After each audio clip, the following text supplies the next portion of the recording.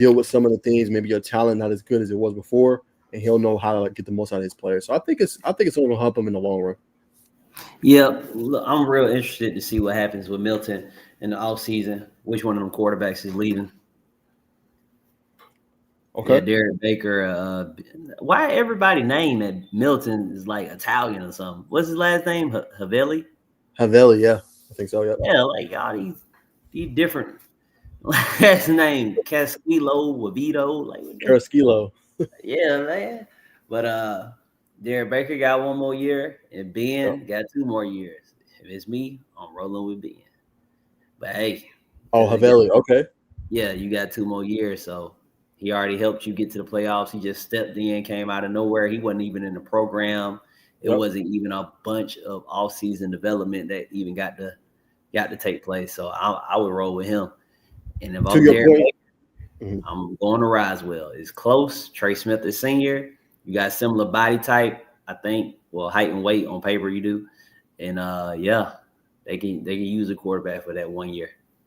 And to your point on that, Drew, about Havali or Haveli, however you say his last name, he was playing JV at one time. You know what I'm saying? Even like during the season. So I kind of tell you all you And need to Milton, know. Yeah, he was on. Remember, he was like, Nas, who is that? I was like, yo, he's playing JV the other day. he You know what I'm was. saying? I Yeah, remember and you. Yeah, I saw it. hmm yep, he got pushed up. So, like I said, I mean, Milton has a, you know what I'm saying?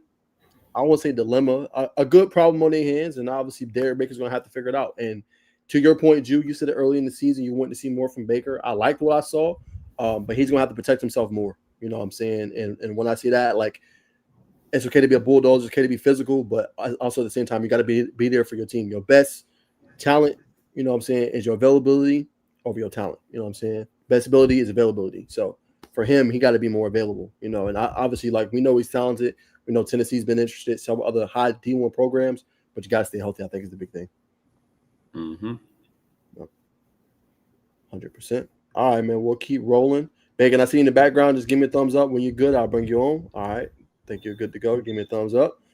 All right, let's bring you on. I don't know why my stuff is buffering like this. There we go. Oh, that's why all these tabs open over All here. right, bet. What's going on, y'all? What's up, brother? Hey, man, fresh off the clock, G.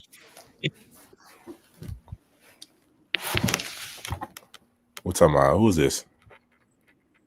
It's the Milton game. Whatever opinion you got on it, my stuff is buffering right now. So you got the Yeah, he floor. looking I'm at trying the to. Jackson County. He like, what the hell? Who is that? Did you watch the film, Drew? I'm not. You know what I'm saying, to see how it played out. Nah, I looked at Southwest DeKalb and Kale, and I think I looked at it was Carver and Pierce. I was at that game, and I looked at one more game. I can't even remember. 19 points is it looks like the quarterback, bro. That would look Oh, like. here it is. Here you go, Beck. You can see this too. We just talked about it. Only 100 yards passed for Jackson County, 218 on the ground. Couldn't stop the run. I would have never suspected that. I mean, 24 points isn't a lot of points to give up in a playoff game. But you would expect that Milton offense would put up more than 19 points. Milton didn't put in their stats. No, they did not. Tough.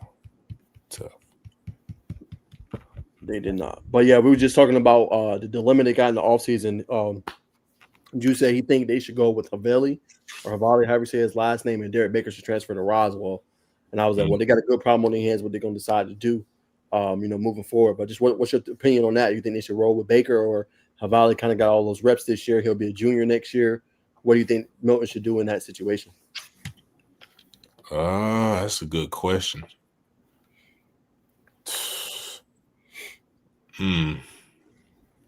That's a tough situation to be in because the young guy played a lot of the season. Yeah, you got ties to Baker. I don't know, man. It comes down to what you said to the parents. I probably ride with DB, but I mean, I could see why you would roll with the young guy after spending a lot of time with him. He's going to be in his junior year. You're invested so much time in him.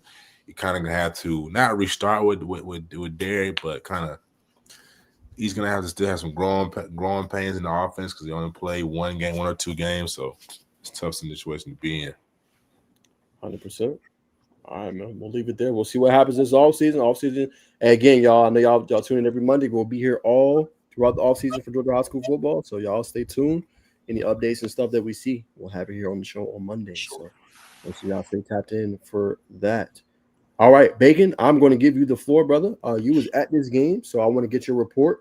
Drew, you was at Terry's game too, right? Mm-hmm. Okay, cool. I'll let you do your report next. Bacon, I'm gonna throw you the floor, brother. What did you see in that contest that you watched on Friday night? Taking the page out of Jew's book, being a little prop nature. Sea moss. Because the boys couldn't catch a cold. I was just the center, man, with so many bad snaps. The offense at East Carolina, I'm assuming that's the game we talk about. They get into no type of rhythm. So it's like they get to the 40-yard line, they crap out. You can't have that. He had been struggling with snaps all year. I had to pull it back from my memory bank. And you know what I mean? And you go down 14-0 against a Walton team who's battle tested just like you are at East Coweta. And you get the pressing. And that's what happened. Walton, fortunate enough, number 8, had I think 3 or 4 rushing touchdowns on the night. Probably scored on 2 or 3 40-plus yard. I won't say that, but maybe 2 40-plus yard touchdown runs when you can't stop the run. You know what I mean? That's pretty much the moral of this story. Now, a question mark for Walton is moving forward the next week, going down to Valdosta. Can you go down there and win? I don't know. He didn't really show me too much against East Coweta offensively. Like I said, really a lot of explosive run plays. They had a big play downfield. So I think what's his name? His father played in. I think to Burnett. Maybe I could be wrong on that, and that was like 28-0. Going for the juggler at that point. However, can you continue to do that on the road going down there? I will say this though, hats off to Coach Brunner. Coach Brunner for having these guys prepared and to keep them locked in with the slow start to the season that they had to have them inspired to beat Future and now East Coweta. Both games on the road was impressive. Yeah, I'll go ahead and say as well. Yeah, he should be up for Coach of the Year. Say what you want about Walton, but you lost to Ward Brothers. You know what I'm saying? Obviously, we won't get into that situation and everything, but 2 elite talents you lost, right? You Aiden Opore, who's expected to be this elite 2028 receiver, he goes down with a significant injuries out for the season, right? You obviously lose your star cornerback who went and transferred over to Buford. I can't think of his name right now. If y'all can think of it, let me know. Malachi Speed. Thank you, sir.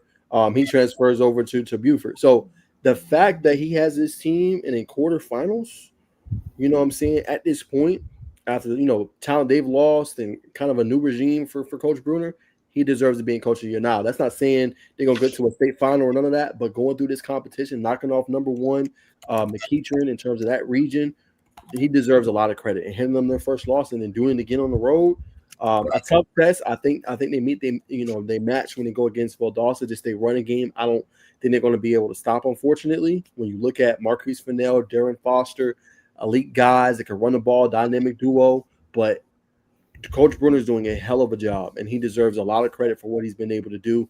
And I think he should be in the coach of the year conversation. If he isn't for the whole state, he definitely should be for that region because what he's done is phenomenal to me. Facts. Period. Got you. Just got your message too, for sure, brother. I got you on the next segment. All right, so that was that one. All right, Drew, I'm gonna throw to you. Bacon, if you had any closing thoughts on Walton and East Carolina, I'm gonna throw to you for how Terrace and Carolina played this past week. I'll just say number 4 right there in the thumbnail, Walton Maestro. Had a solid game. On both sides of the ball, playing defense. Really was a lot of that East Carolina's offense moving forward. Chance Gilbert did Chance Gilbert things. Didn't kick it to him on the kickoff for I think the first half. The only time they kicked it to him, they returned it, so he's for real, man. But yeah, man, hats off to both teams, but Walton prevailed. For sure. All right, we'll leave it there. Floor is yours, Drew.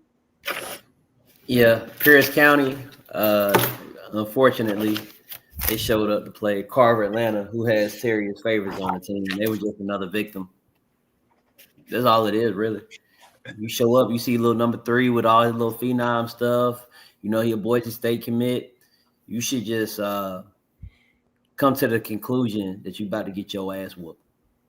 And unfortunately for them, they couldn't get it through their brains that something that's unstoppable cannot be stopped. It's in the word, you know what I'm saying? But last game, everybody was like, oh my God, Red, 400 yards, 6 touchdowns. Came back and did the exact same shit. 473 yards total. He averaged 26 yards per touch. He had 4 touchdowns. It was crazy how he scored the last one. Ran into the end zone. Before he passed the end zone, he turned around and waved to everybody in the stands. They threw a flag, touchdown, comeback. It's Terry's favorites, brother. He's going to Boise State. 4-star athlete. You're 5'8" and you still got 4 stars. Very next play. Touchdown. Can't stop him. It was literally red left, red right. That was the game. 473 yards total. He had 3 catches, 164 yards, 2 touchdowns, averaged 54 yards a catch, 13 carries, 235 yards, 2 touchdowns. Then he had a punt return that went 65 yards, and a kick return that went 30 yards. I mean, Phenom, 6'7". like, unstoppable. And right now, Terry, I need to find out who was the last person to do this, if there was ever somebody to ever do it. He has over 1,000 yards rushing and over 1,000 yards receiving right now. And he has over 3,000 yards total on the season, over 30 touchdowns. All-purpose yards. No, I don't think it's. I think that's been a while. I have to go back to like 1900s when that was done. As far as receiving and rushing, yeah, no. Now passing and rushing, yeah, that's been more recent, but no, you can't. And I was looking at the stats. I'm just like, I'm doing the numbers. I'm punching it in the calculator. I'm like, he got over 3,000 yards. Oh my God. In 12 games, I never expected this to be like this, but he's going to have over 1,000 yards in the playoffs alone. He's at like 873 right now. I think it's either 873 or a little bit over that in 2 games. That's crazy. Yeah, so really it was the Red Show, man. 48-28. Your thoughts real quick, Bacon? Nah, man, shoot, man. We've been talking about Red all year. We've seen the clips. We see the highlights. Just interested to see how far it's gonna go. You know what I mean? My question, real quick to you two, is just how cool is it to see as somebody that's been in his corner, somebody that's prompted him up. How cool is it to see? Because I remember I had just met you last year, and it's at an award show.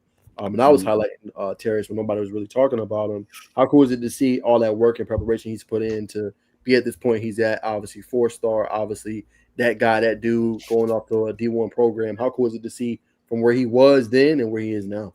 Man, I wasn't expecting none of this. I had so many boys I was dealing with at one time. It was just like I really had no expectations. The only thing I had was hopes, and the hope was that they find something that they want to do to earn an income and they stay out of trouble. That was my only hope. So to see all of this happening, bro, is really just unbelievable. Like, it's just blowing my mind right now. I feel like it's my damn season. Shoot, it kind of is. I put in all that work, all that money and time for this training and stuff. But you sound like a dad. Yeah, bro. At times I was the dad. At times, but it's great, bro. It's great.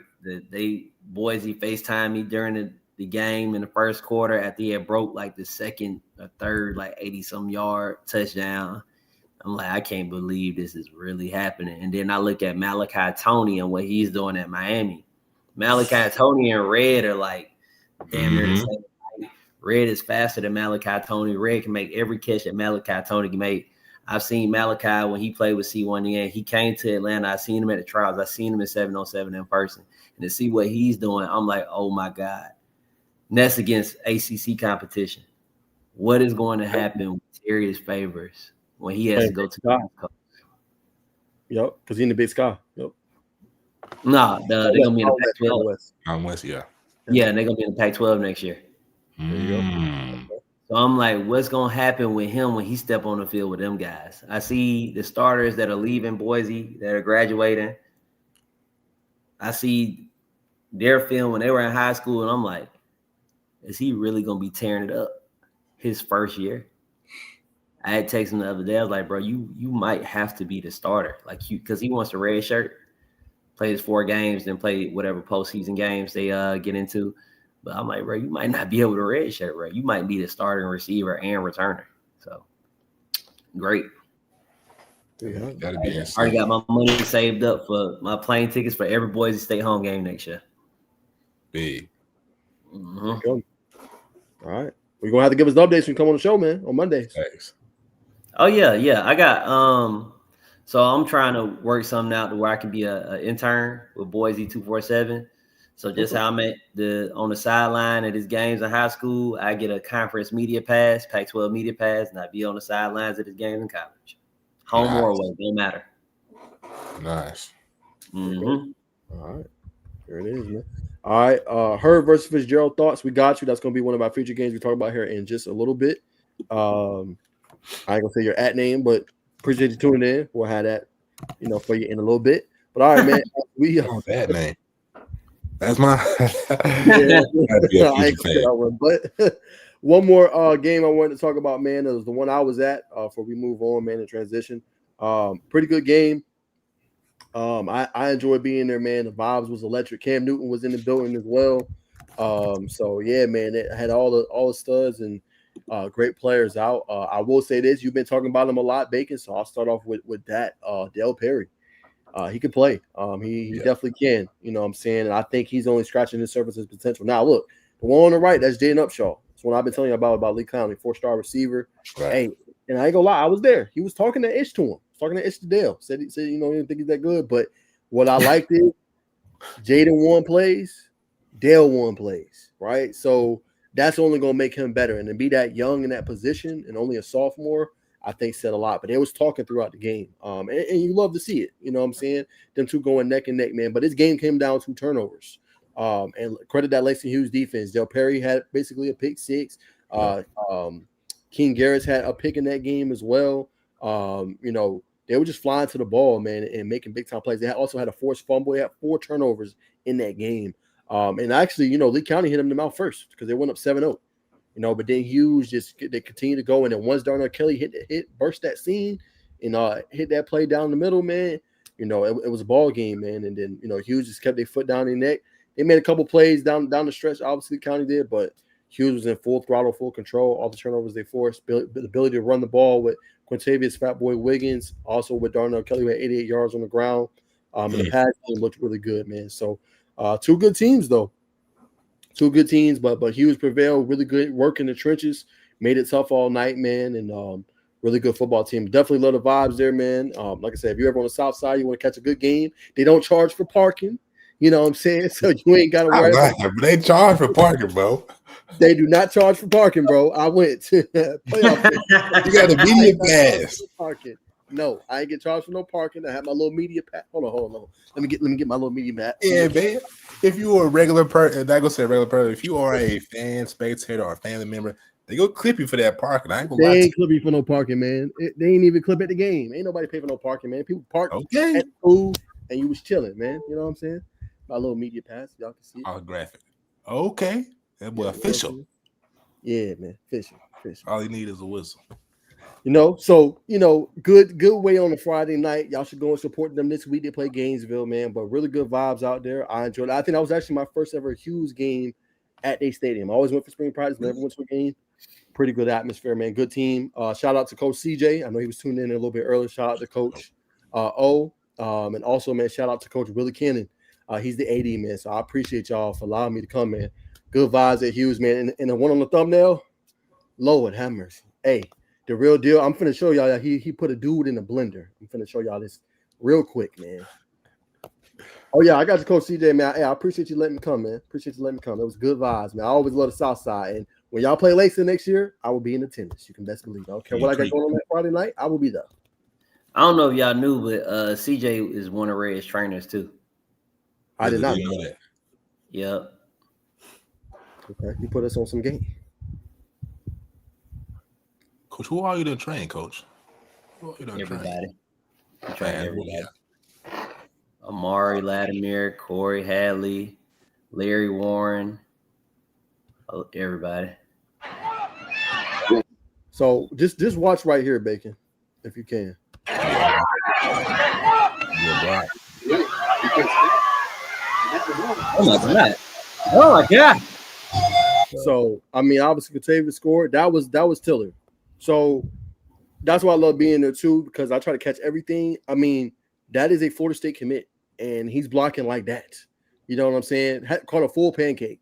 Kid is the truth, man. And like you said, I'm looking to go there, and I'm looking to play early and start potentially. So That's what he said. I don't see why in the hell he can't after doing plays like that, because he can catch the ball and break loose, and then he doing stuff like that.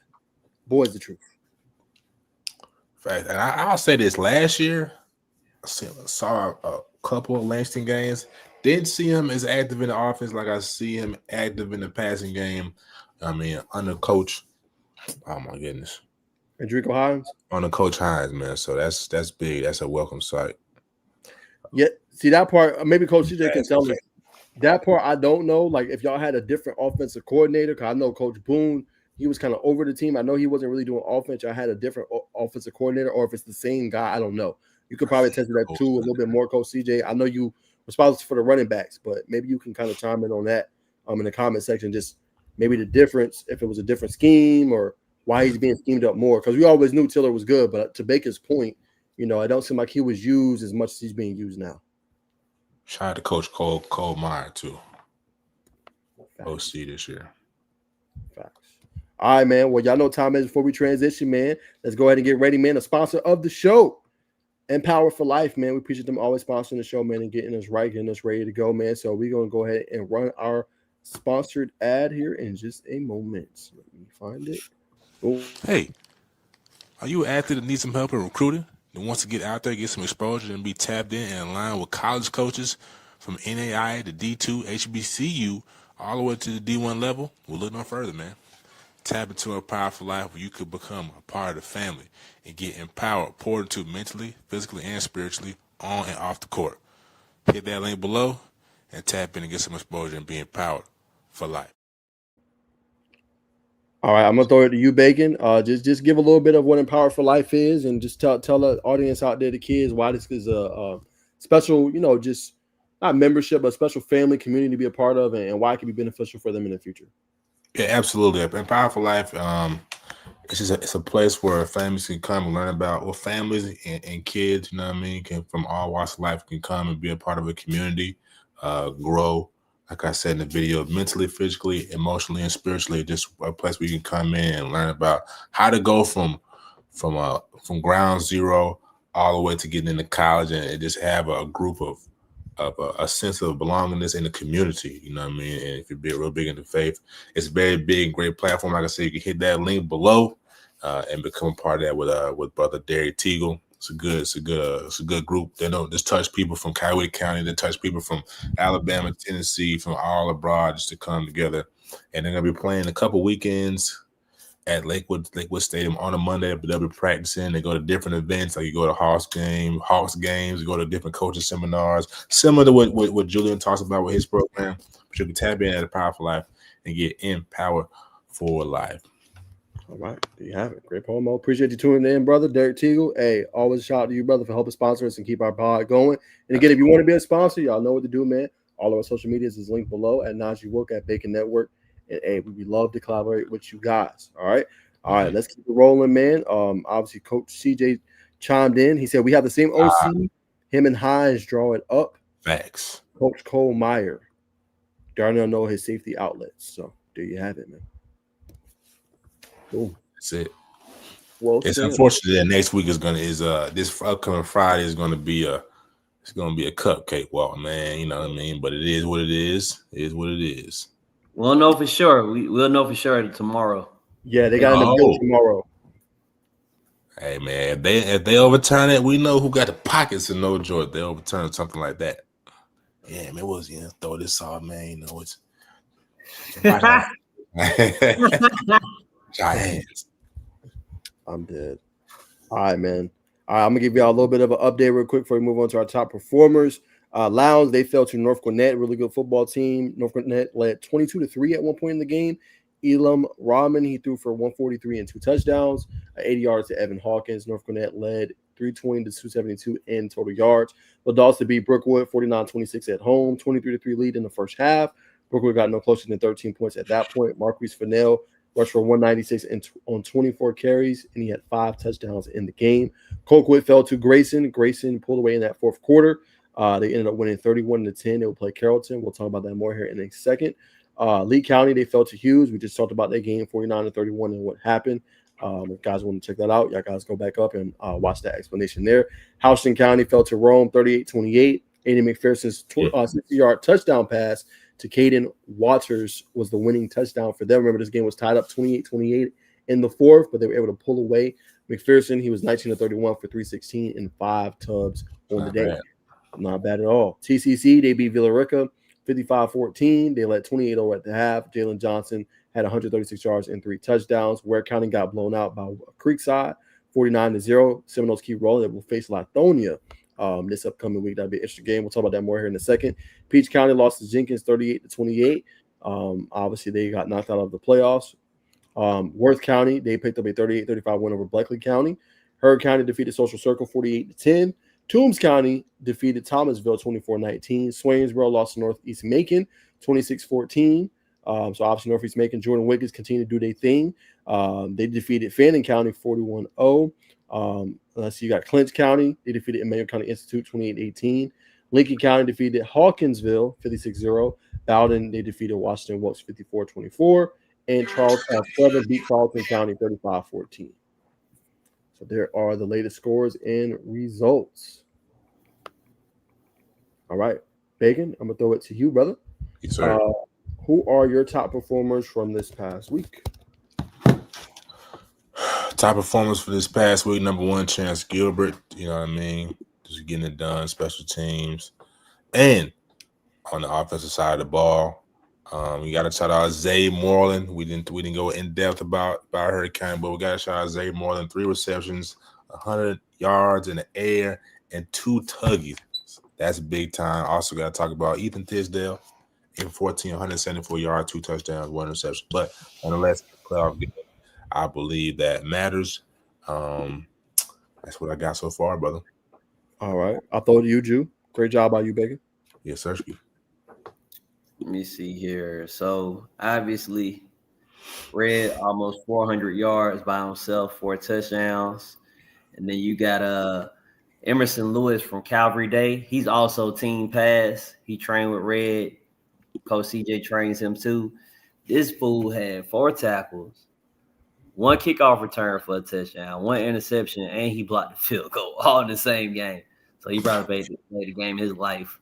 Elijah Watson from Gainesville, obviously, they didn't even get to finish the game. He had 5 tackles, 1 pick. Cannon Jones, Central Carrollton, 2 PBUs, a forced fumble. Right. Stephen Wright, Carver Columbus, he had a pick 6 and a forced fumble. And Deion Moore at Toombs County, he had a PBU, a forced fumble, and 6 tackles. Sure, I got one. Yeah. Go, keep going. Go ahead.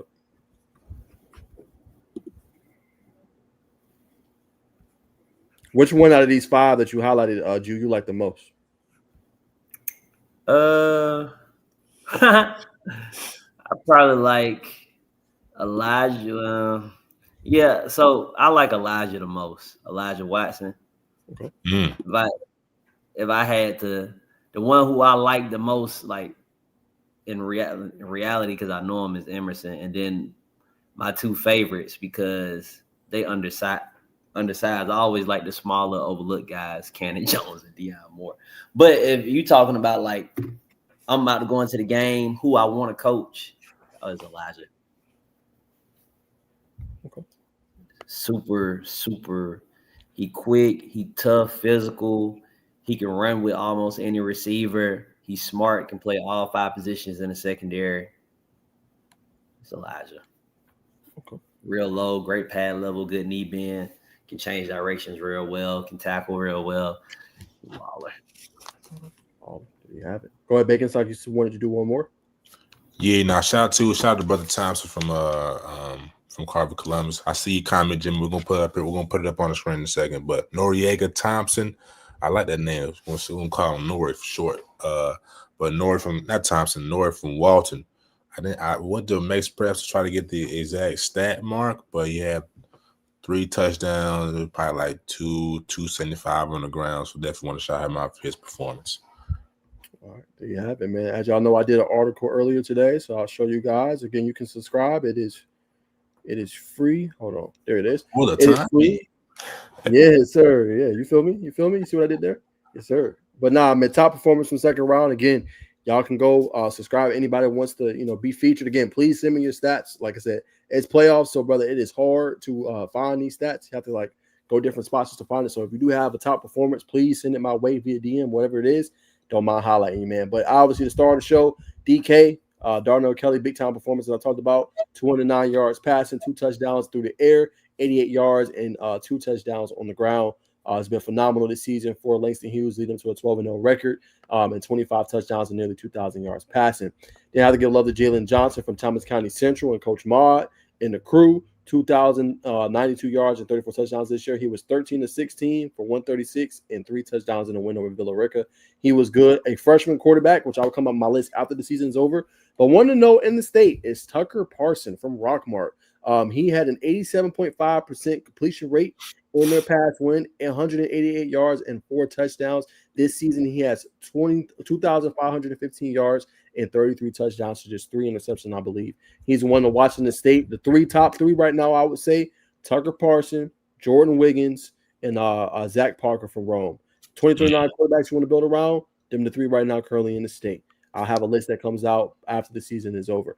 Peach County, I know they lost, but Ashton Barton was good once again, 7.2 yards per carry, 180 yards on the ground and 25 carries. Had multiple 200-yard rushing games this year. Beat Cherokee Bluff, had 253 and 3 tubs and 247 and 3 touchdowns against Doherty in region play. Marquise Fennell, we talked about him earlier, 196 and 5 touchdowns in the win. 3 of the past 4 outings, he's reached the century mark. He's been fantastic. 1,240 yards and 21 touchdowns, and he is only a junior. So next year will be his senior year playing good. All right, got to give Douglas County some love, man. Jeremiah Mathis. Great game. Great year. I'm telling you, he's going to be one to know. That's the kind of building block for Douglas County moving forward for the future. 2029 receiver. He had 6 catches and 123 in a win over North Cobb. So he was fantastic. Again, the stats this year is not going to show it. Remember, they have Devin Carter. They got Aaron Gregory. They have Rakeith Kelly. They got a lot of pieces, but for him to already start getting more minutes in the key stretch of the year definitely says a lot, man. And then last but not least, Dale Perry, of course. Like I said, did a little bit of everything, man. He had the 4 PBUs, the 3 tackles, the interception return for a touchdown. The young stud is just getting started. I think he's going to be one to continue to watch moving forward, and he should be ranked before it's said and done, man. So those are my top performers from this week. Nah, facts. And I see, I know Jeremy, if you're watching this, hook the guy up. I seen Brett was in the chat. Hopefully you're still watching, brother. You know what I mean? Dale is that guy. I'm sure you gentlemen already know, but I'll say this about Dale, man. Dale's he's a humble beast. You know what I mean? Very technician, you know what I'm saying? Very young guy, but very locked into his approach, you know what I'm saying? Very meticulous about his details. And the brother just a dog, man. But you know what I'm saying? He's a super great kid to be around, you know what I'm saying? A great human being above all. I'm sure Coach CJ can attest to that at Langston. So I just want to say that on a young man's behalf. Right on cue. Nah, facts. Next great one for sure. There you have it. Yes, sir. Y'all get on it now. And Brett, you always be asking me about who's next up in the state. I'm putting you on some game. I didn't get you a 2029 and a 2028. I'm always looking. Jew's really good at it too, obviously, but them next up in the state, man, you're going to get your ticket. Them the ones that know. For sure. You muted, Jew. Yeah, Gavin Green at Rockmart, he's a 2028. I think he averages around like 24 yards a catch. It plays into a part why Rockmart quarterback got so many passing yards. I think Gavin might have half of them. And then you got, obviously, Christian Cypher. Bro. Yeah. I knew Bro, that little dude is good. That little dude is so fucking good. But we're going to see what he really made out of. Man, I can't, bro. When they play Grayson this Friday, that's the real state championship at 6A. Them the two best teams in Georgia. When they play them, it's gonna be interesting to see performance because I want to compare what he did versus what Trent did. Trent that plays for Thompson, the 4-star guy. Right. Yeah. Yeah, the receiver. Yeah. I know you're talking about. Yep. So like none of the quarterback that's committed to Bama. Yeah. Trent Seaborn. Yeah, Seaborn, yeah. So Trent Seaborn and Christian Cypher, I want to be able to compare their performances against the same team. But Christian is going against a better Grayson team because they're more experienced, they're deeper in the season. So you always better than the first game or the first round. And to your point, Trent was a junior too. He's 2027, and then Cypher's a freshman. They really 1 year apart because I think Cypher is gonna reclass up and leave early if he can. Yeah, good point. Yeah, like Julian Lewis did. I'm gonna say Cypher is a better quarterback. I'm gonna say he plays better athletes per capita in Georgia. Not to mention what he does on the 7-on-7 level, playing hustling, OT7, the whole thing, whole shebang. I'm not gonna. I lean towards Carrollton. We'll see, and I'll say the same thing in the game picks, but I'm gonna take Carrollton over Grayson this Friday for sure. Ooh, snap! The number one team in the country. You got them losing. Get to see Mars to clean out the mucus. All right, so y'all already talking about it. That was going to be the next segment, is these playoff picks for the next round. So we'll go ahead and start with that game. Let me go ahead and give y'all the results real quick so you fellas can see. Hold on one second. Yeah. Try to pull this up. Can y'all see that? Shout out to QB Marcus. Yes, sir, man. All right, so as y'all know, those are the regular season records. Drew won the regular season title. Our playoff records have been a little off. Drew, obviously, Marcus is working on Mondays now, so it's been a little tough. But from this past week, you won the crown. You won by a game. Bacon was right behind you at 12-6. Drew, you finished 13-5. I finished 11-7. So yeah, you are winning the playoff for the second round. We'll have quarterfinals now, and then semifinals, and then state championships, and then whoever obviously loses, they will be treating the winner to Juicy Grab. Yep, started off strong by not picking Clayco teams, man. You as hell. You as hell, bro. A sign in the background. Yeah, you do need a sign. Like, don't ever pick Clayco teams. You need that. Man, these coaches calling me about these kids flipping, man. So plug, man. I know. Hey, I'm not the dad. I don't think for him. This dude is very mad. I can't. All right, man. Well, let's go ahead and get into it, man. The big one, as you said, Drew, number one team in the country. And the Grayson Rams, man, they're going on, but this one's different. They're going on the road. They're not playing at Grayson. They're going to Carrollton, the big house, playing in your neck of the woods, Bacon. I'll be surprised if you're not at this game, to be honest with you. Man, I already done talked to one of the coaches at Sandy, man, and I'm gonna be at Sandy Creek this Friday. But you shouldn't, because you know why? You know why? You got a potential next round. If they handle business, the Stevenson got to handle business against LaGrange. You can see Sandy Creek and Stevenson. Well, let me, you know what I'm saying? Let me hit up, coach. Let me hit Matt up, man. Let me hit Matt Skinner, man. See if I can, get my way in there, man. It'd be so tight, bro. It'd be tight, but you know that game gonna have motion. What'd you say? You know that game gonna have motion. Yeah, let me hit Matt up, man. He'll be that might be that A-Twin. That might be easy 10K on highlights.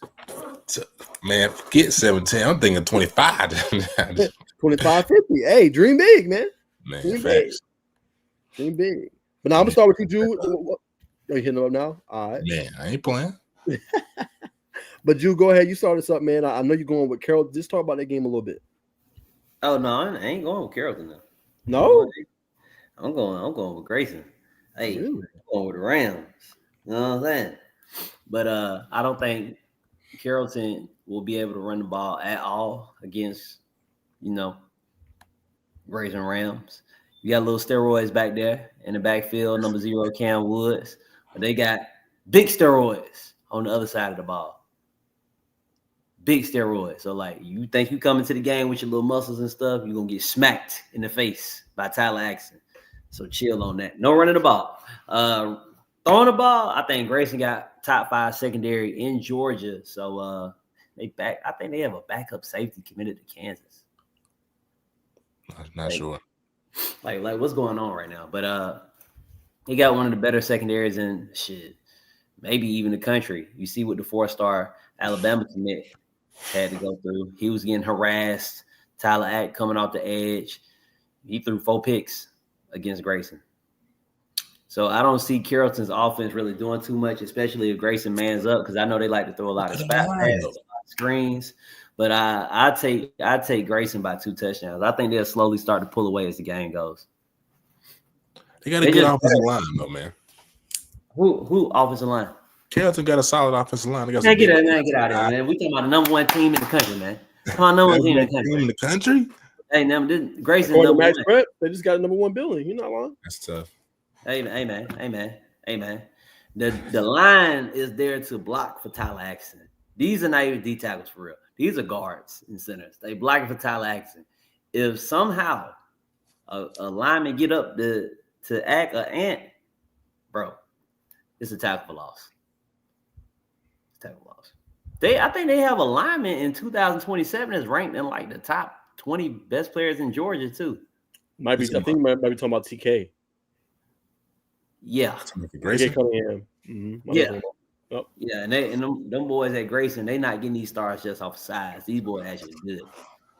Ain't lying. Great, go to practice. There's a Kai Hilton. You know what I'm saying? They got some highly ranked offensive linemen down there in Carrollton. They had the same line. Carrollton team. Not one person on Carrollton team over the past 40 years can block Tyler Axton. These are facts. It's a different beast. But nonetheless, it's a different year. It's a different year. Not too cold. It shouldn't be too stiff. Should get a little kick. That's what I'm saying. Man, them boys going to heat it up, man. London Goggins, smacker. Real smacker. That's what the S stand for. It don't stand for safety. It stands for smacker. You got Damari Clemens, Riley Drew, Eric Johnson. Them the one who I like. I mean, I like London the most out of all of them. But my favorite football player out of all of them in the secondary is R.J. Isaac. I think he's still committed to Georgia Southern. Bro, complete dog. They got too much firepower on Grayson, man, on their defense. The offense, they'll probably try to figure it out as the game goes. I can see them beating Carrollton like 17-7, 14-0. I see them taking shut out. I can't go shut out, man. I can't go shut out. A field goal or something, not a shutout. But like I said, I'm picking Carrollton in a close one. I'm gonna say 21-17, man. 21-17. Grayson gonna come down. They get two touchdowns, probably a defensive touchdown. You never know. And a field goal. I'm gonna ride with Ryan Mosley, and I'm gonna ride with the mismatch of the game. Peyton Zachary. Yeah, I'm with you on this one, man. I'm going Grayson. Good team. I ain't seen them a lot this year, but years past I've always went for the spring. I've always went to a game or two. And I got full confidence in the coaching staff, man. No disrespect to Coach Joey. I know he's a good coach as well, man. But I think that team ready, and them coaches are young. When you got a coach Bearfield, state championship experience winning. When you got a coach Sikowski, championship, head coach winning experience. Their defensive coordinator knows how to adjust, one of the best ones in the state. Championship winning experience. Their young head coach, Centavious Bryant. Yeah. Leader of the YNs, baby. Leader of the YNs. You don't cut his hair. I want to grow that thing back out and get the little twisties back. But yeah. Exactly. So when you got that, bro, like I feel like, you good. And then you couple that with, see, the thing what people don't talk about, what you alluded to with Grayson, they had the talent, but they got the coaching too. Yeah, they do. It's a rare combination to have both. Like, you go look at all these teams, and I ain't gonna say no names. Got the talent, but they ain't got the coaching. Come on, Wesley.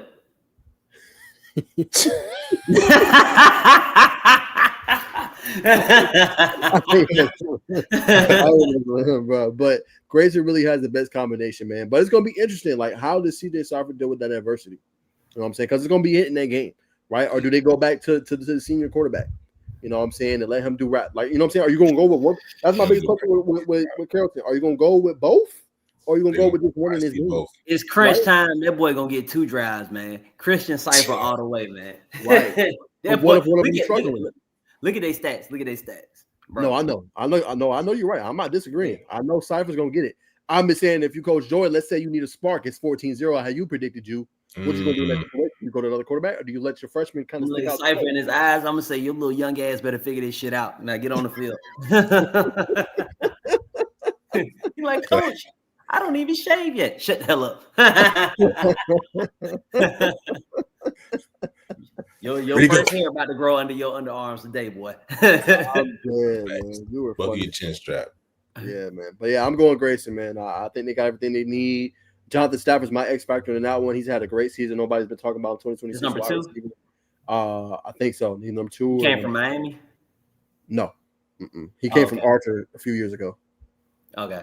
Yeah, really good though, man. Watch out for that kid. He's gonna be one to watch in this game, man. But going Grayson. So Bacon, you by yourself, Carrollton. What's your prediction? What's your score prediction? I think a close one, man. I'm gonna go 21-7, Grayson. 21-7, Grayson. Okay. 21-7, Grayson. Okay. Hey, man. All right, man. Let's hit the next one. First time I've been on my own path during these picks. Yeah, we'll see if you're right. You never know. All right, man. Douglas County and Buford. Who want to start? Hey, man. BTA, get what they be doing with the belts. Yeah. Yeah, BTA for the second time in a row. This time they ain't gonna put them little 9th graders in the game. That's how they started coming back last time. I was at the game. They gonna keep them 9th graders out the game. The whole game. BTA, Buford by 3 touchdowns. Douglas County can't stop the run to save their grandma life. And that's all Buford do. Let's go. Wolves. Yeah, I'm gonna have to second that motion, man. I think Beaver's gonna come down. I'm gonna say Beaver's gonna win the game for sure. For them to have to come back and win by the hair on their chin over North Cobb, that says a lot, man. I thought that team would have been, a little more prepared coming in. So for that reason, I'm gonna go Buford. Yeah, I think it speaks to the resolve of the team. You know what I'm saying? Good comeback, obviously, by Douglas County. But when you win a game like that, sometimes you go to the next game, you're a little tired. Not necessarily physically tired, but mentally. You know what I'm saying? Because you had to go through all that to come back. Dramatic victory. You're a little burnt out, and I think Buford's fresh. They just beat the pulp out of Newton, 34-14. I think Buford and for Coach Applin, this is a big year for them, right? They got to at least get to a state championship, and maybe even better and win it. They pay for that big stadium, all that money. They want to win. They're not playing. That ain't that stadium. That's City of Buford. City of Buford. Well, City of Buford. You know what I mean, Jew. City of Buford play for it. They want their head coach to win, though. You know what I'm saying? There's big expectation when you get a stadium like that. Hey, Coach App, you the only brother getting broken off under the table. You better go win this damn game. Well, there you go. Big game coming up for Buford. I'm leaning on the running game for them, and obviously they DBs. Tyree Green will be one to watch in that one. For the Wolves, win that one. Tyree Green. Oh. Yes, sir. Dog. All right, let's keep it rolling. Walton, Valdosta. I'll start, man. I'm going Valdosta. As I told y'all earlier, I don't think they're going to be able to stop that 2-headed monster. Like I said, great year for Walton, and great year for Coach Bruner. Deserves to be head coach of the year, in my opinion, for what he's been able to done with not as talented of a roster he's had in years past. But I think they meet their match when they play Valdosta on the road, 4-hour trip. Yeah, I don't see it. I'm going Valdosta. That's a long ride. Coming all the way from Cobb County, just get that BTA. Yep, I'm going Valdosta. They weren't easy, but Walton ain't supposed to be making it this far. They just happy to be here at this point. These are facts. Yeah, I'm rolling with Valdosta too. I will say Jude Cascone had a pretty decent game. Couple batted balls at the line, so that was tough. But it's not gonna be enough. Not enough. There you have it. All right, we'll keep that one short and simple. Valdosta across the board. All right, let's go 5A. Woodward Academy and Thomas County Central. Drew, you start us off. Damn. Ryan Harrigan, you had a good season, boy. Blake Stewart, way to go out in your senior year. You had a good season. I salute you. Do that again. Do this. He did slow at this time. I'm way ahead to do the fast one. That boy got some military training. That boy. Hey, man. This shit is over with. It was a good run, guys. Y'all got to get y'all ass whooped by 35 minimum.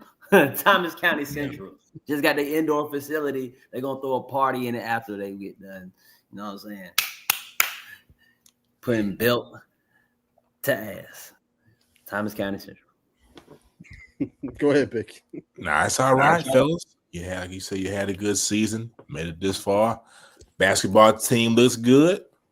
You know what I mean? Some of y'all gonna transfer over, hit some layers, but nonetheless, they're gonna put on a show for y'all during the basketball season. So hang up the helmets, build the popcorn and the Snickers, and clap your hands for the teammates on the basketball side of things, because you better go home. I agree with you, man. Yeah, man, I'm with y'all. Great job by you, Drew, pointing out the two players to watch out for, Blake Stewart and obviously Ryan Harrigan. But yeah, man, I don't see them blocking that defensive front. Cameron Brooks, he just decommitted from California. They fired their head coach Justin Wilcox. That's a big name. I mean, anybody in the state that want him, that's somebody you want to go get.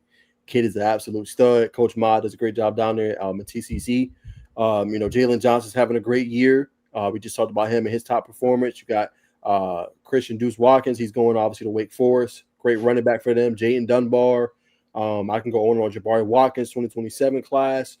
They got safeties. They got everything you need down there. Just go down there, give them a call. You know what I'm saying? And be in hey coach, I want to. You got a DB for me? Yeah.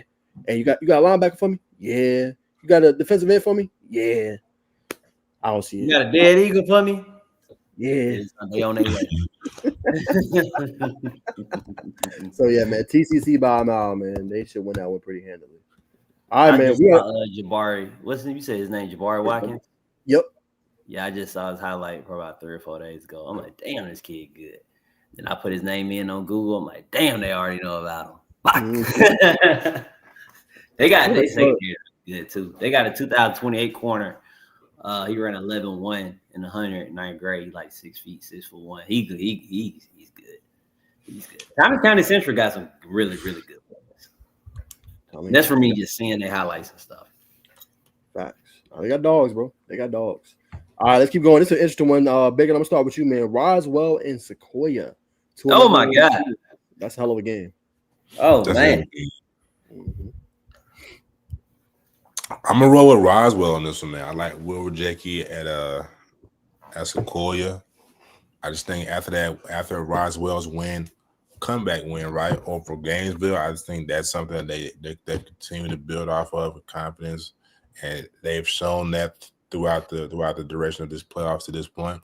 So I'm gonna think Roswell keeps the train rolling for another week and wins over Sequoia. Drew?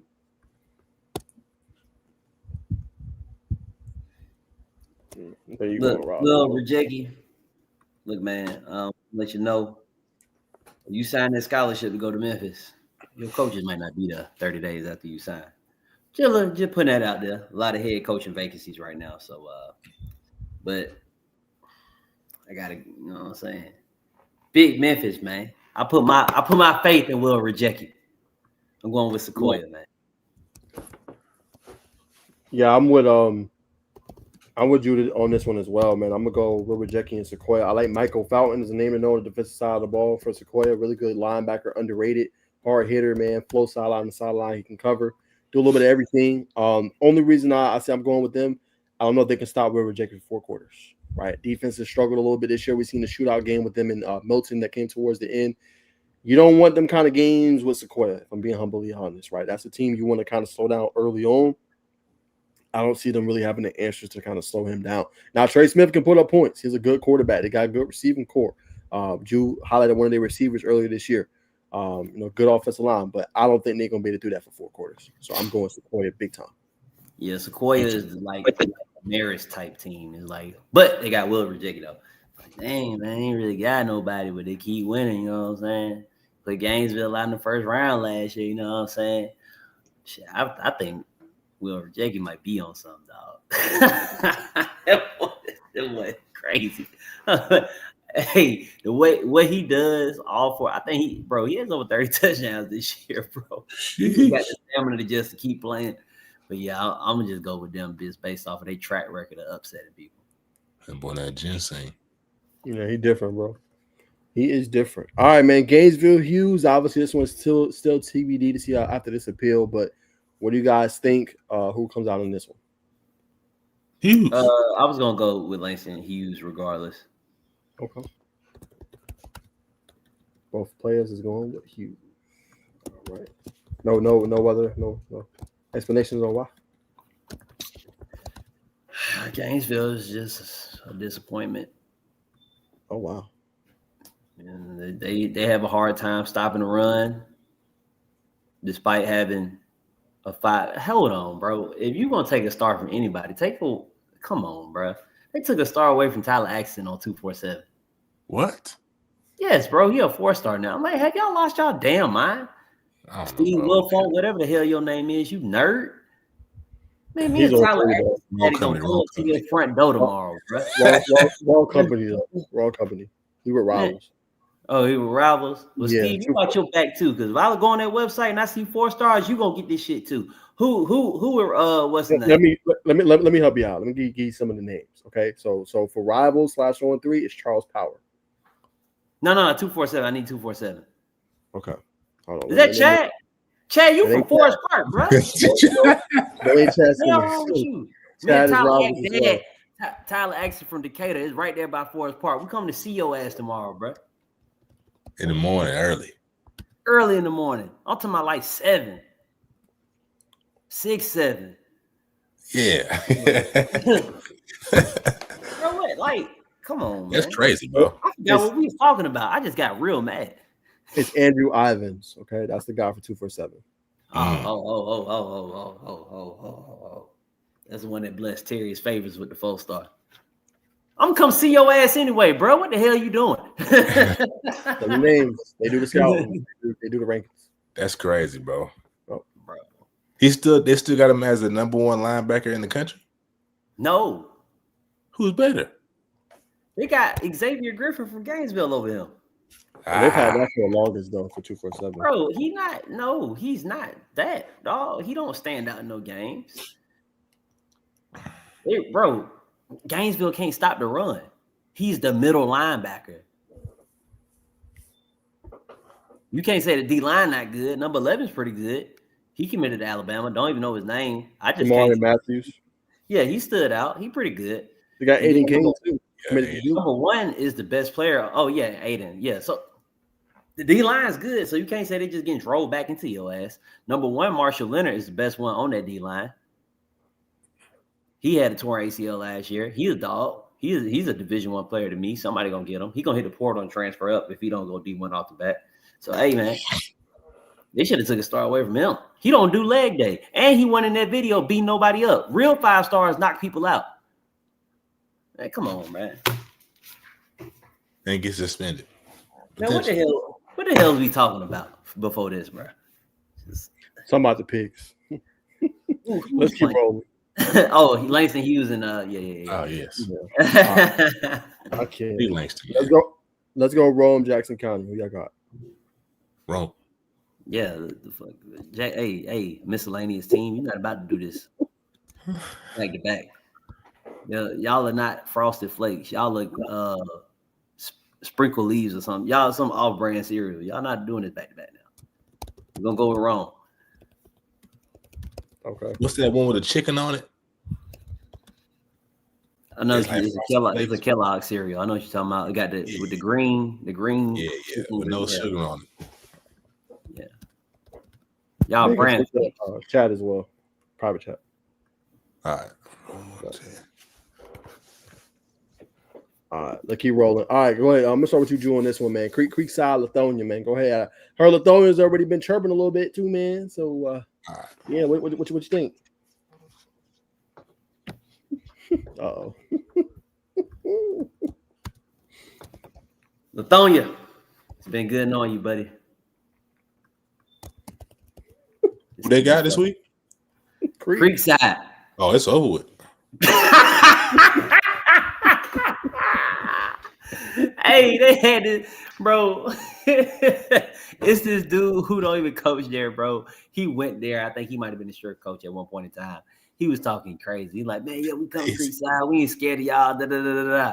One of the coaches from Creekside sent me the video of this man talking shit. He was like, yeah, they about to get this MLK treatment. I'm like, bro, he's not even affiliated with the damn team.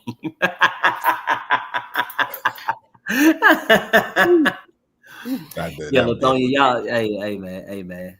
It was a good season. So my advice to y'all: don't continue talking shit. Because instead of school buses leaving that game, that's gonna be carrying y'all off. Y'all gonna need some fucking hearses. You know what a hearse is? It's the shit they have at a fucking funeral. So y'all chill out with all that talking. Y'all lost to Southwest Cab. Southwest Cab lost to Carver. Chill the hell out. Hey, man, supposed to get a little emotion. He might have a little something in his cup. You know what I mean? I don't even think we should be picking for this game. I think we should just skip it. Score predictions. It can't get like MLK bad, though. I'm thinking like maybe 40, 50 at the max, 60. Yeah, Why it can't? Why it can't? They got more time than MLK. Everybody get a score prediction. I'm gonna go last. Everybody give a score prediction. All right, I'll go first. I'm gonna say, let's say 17-55. MLK had more. There were more forced fumbles. MLK had more fumbles on offense than they had completed passes when they played Creekside. That's bad business. You don't want to throw that out there. You want to change your score prediction? I'm gonna rock with 17-55, brother. All right, Naj, what you think it's gonna be? I'm gonna go. I'm gonna go like 68-10. Y'all really think they're gonna score? Then they can score. Yeah, I give them 2 touchdowns. they can score, man. Like, they got scrubs. They got good players, man. If it was a regular season game, 84-0. Man, I ain't gonna... 84-0 regular season. But since it's a playoff game, and when they get up, they be like, okay, we ain't trying to get nobody hurt. I'm gonna go 42-0. I think they're gonna chill out. They ain't gonna beat the shit out of them like they really can. They're gonna be like, we up. We ain't trying to get no Brunswick fight. You know, them East Side boys is like that. They will fight you. So we're not gonna keep scoring on them. We're not gonna risk any suspensions. We're not gonna risk any injuries. It's 42-0. We chilling. That's what. So if it was a regular season game, 84-0. that was a great answer. Bro, this shit gonna get bad. It's gonna be 42-0. How many fumbles you? Over or under 5 fumbles? It's probably gonna be 2 fumbles in the first half. It's gonna be 42-0 at halftime. I don't know. And people gonna be like, "Oh my God, you talking shit about our program?" Hold on. Y'all were mad at hell when Marcus said 60-0 versus MLK, and MLK were undefeated. MLK went toe to toe with North Oconee. They only got 2 losses on the season. Well, they got 1 loss and 1 ass whooping on the season. It was 69-0 with a running clock. It was 35-0 in the first quarter. Creekside is really like that. They like Texas.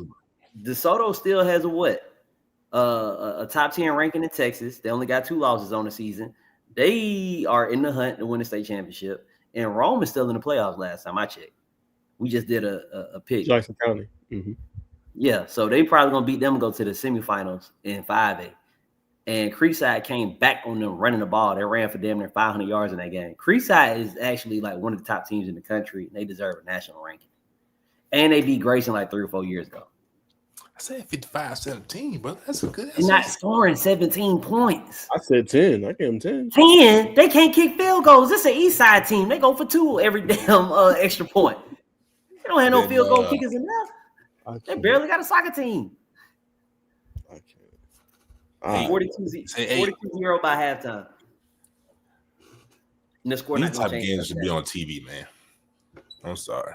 Nah. Well, let's talk about the TV game that's going to be on TV, man. Cartersville Kales. We keep rolling. We don't keep Coach Everhart too long. And Cartersville gonna beat the dog shit out of Kell. But before we even get there, I got Cartersville by 4 touchdowns. Who you said was going to beat the dog crap out of Kell? Cartersville. Oh, boy, you going to go viral. All right, Cartersville for you. Go ahead, Bacon. I'm rolling with Cartersville, man. Them boys look good. Yeah, them boys different, man. I love Kell. You know what I'm saying? I love their running game. What they got this year, Brock Burris had that walk-off touchdown. Cartersville is the truth, bro. I mean, there's so many names you can go with. I told you about a name he blowing up right now, Maddox Davis, 2028 wide receiver. They got a cornerback that's really elite, man. Give me that name, Jew. I can't think I'm talking about. Caden Kent, top dude. I think next year, Jew, he gonna really take the step forward. And be that guy, man. He's special. So they got that. They got a running game, Tyon Cole, Russell, who's a veteran for them, man. Brady Marchese, we need to talk about him. Yeah, I got Cartersville. Cole. I just think it's gonna be. I say this: Kel has better players. They got a better roster. And they gonna get the dog shit beat out of them.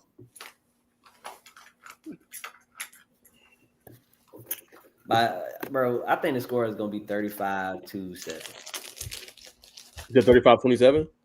35-7. Oh, 35-2. Oh, okay. 35-2. You struggle with Southwest DeKalb? Okay. Okay. Got it. Well, I think I'll put up more of a fight, kill coaches that watch the show. You know what I'm saying? I just think Cartersville, they don't. You know what I'm saying? And before any of you coaches decide that you want to be mad at me, wait till after the game for the final score to determine if you're gonna be mad at me or not. If y'all get y'all ass whooped, be mad at yourself. Chaz, we're gonna need some explanation behind that story post, brother. We seen that, brother. What was the story post? We talked about it in the group chat. Man, I got two phones. I don't even be getting half of them. I know you're talking about Bacon. We were talking about it off the show. Yeah. No, let's be messy. Let's talk about it on the show. Nah, just play.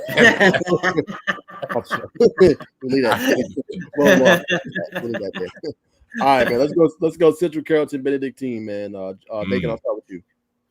Man, it's really tough not to pick against Central Carrollton. But I'm a lean Benedictine. I'm gonna say they're more of a better complete team. You know what I mean? They got Bubba Watson, Bubba Frazier. But it's tough to pick against Central Carrollton. I'm gonna roll with Benedictine, man. I think they're a more complete team, like I said, man. But shout out to J.R. Harris, man. I hope you throw for 400, my friend. Yo, they got that commit to Texas Tech, I believe it is, Stephen Cannon. Yeah, that's true. And they got, the running backs too, the mantra. What's his last name? The Walton brothers too, as well. And they may be able to control the ground game, control the clock. You know what I mean? They got good coaching down there at Central. But like I said, man, Benedictine just got more bullets in the chamber. Got you. I'll make mine quick then throw to Jew. I'm going Central Carrollton. I got upset. The reason I do is the running game. Jasez Walton and Joe Nas committed to Notre Dame. They don't take just anybody. Shout out to our boy from Mississippi, Mikael Steffen, just picked up a Notre Dame offer. Major offer for him. So salute to him. But yeah, I'm going Central Carrollton upset. A reason I think they can control the clock enough. I feel like Benedictine is more of a team that likes to pass instead of kind of throttle you down with the run. So when you have that in the game, let's say they go up, have a nice start 14-0, I feel like they can run the ball and get ahead. You know what I'm saying? A little bit. Now, obviously, it'll be tough. Benedictine does have a good team. You know about LaDamian Guyton, what he's been able to do this year. So can they block him? It's going to be the big question to establish a run in that game. If they have an answer for him, they should be able to do a couple of things. But I'm going to still go with Central Carrollton. They're on the road, bro, right? Central Carrollton? Okay. They're on the road. Mm-hmm. Hey, man. Y'all might have similar colors, but y'all not the same. Y'all about to drive, 3 hours? Yeah, that's a good answer. Yeah, y'all about to drive about 3 hours. Yeah. Stephen Cannon, he was running the open 200 at the track meet. Yeah. He was on the white boy in the 200 at state. Yeah, I'm gonna go with the military school. They're boarding school too, huh? Think so? Yeah. Everybody put them up.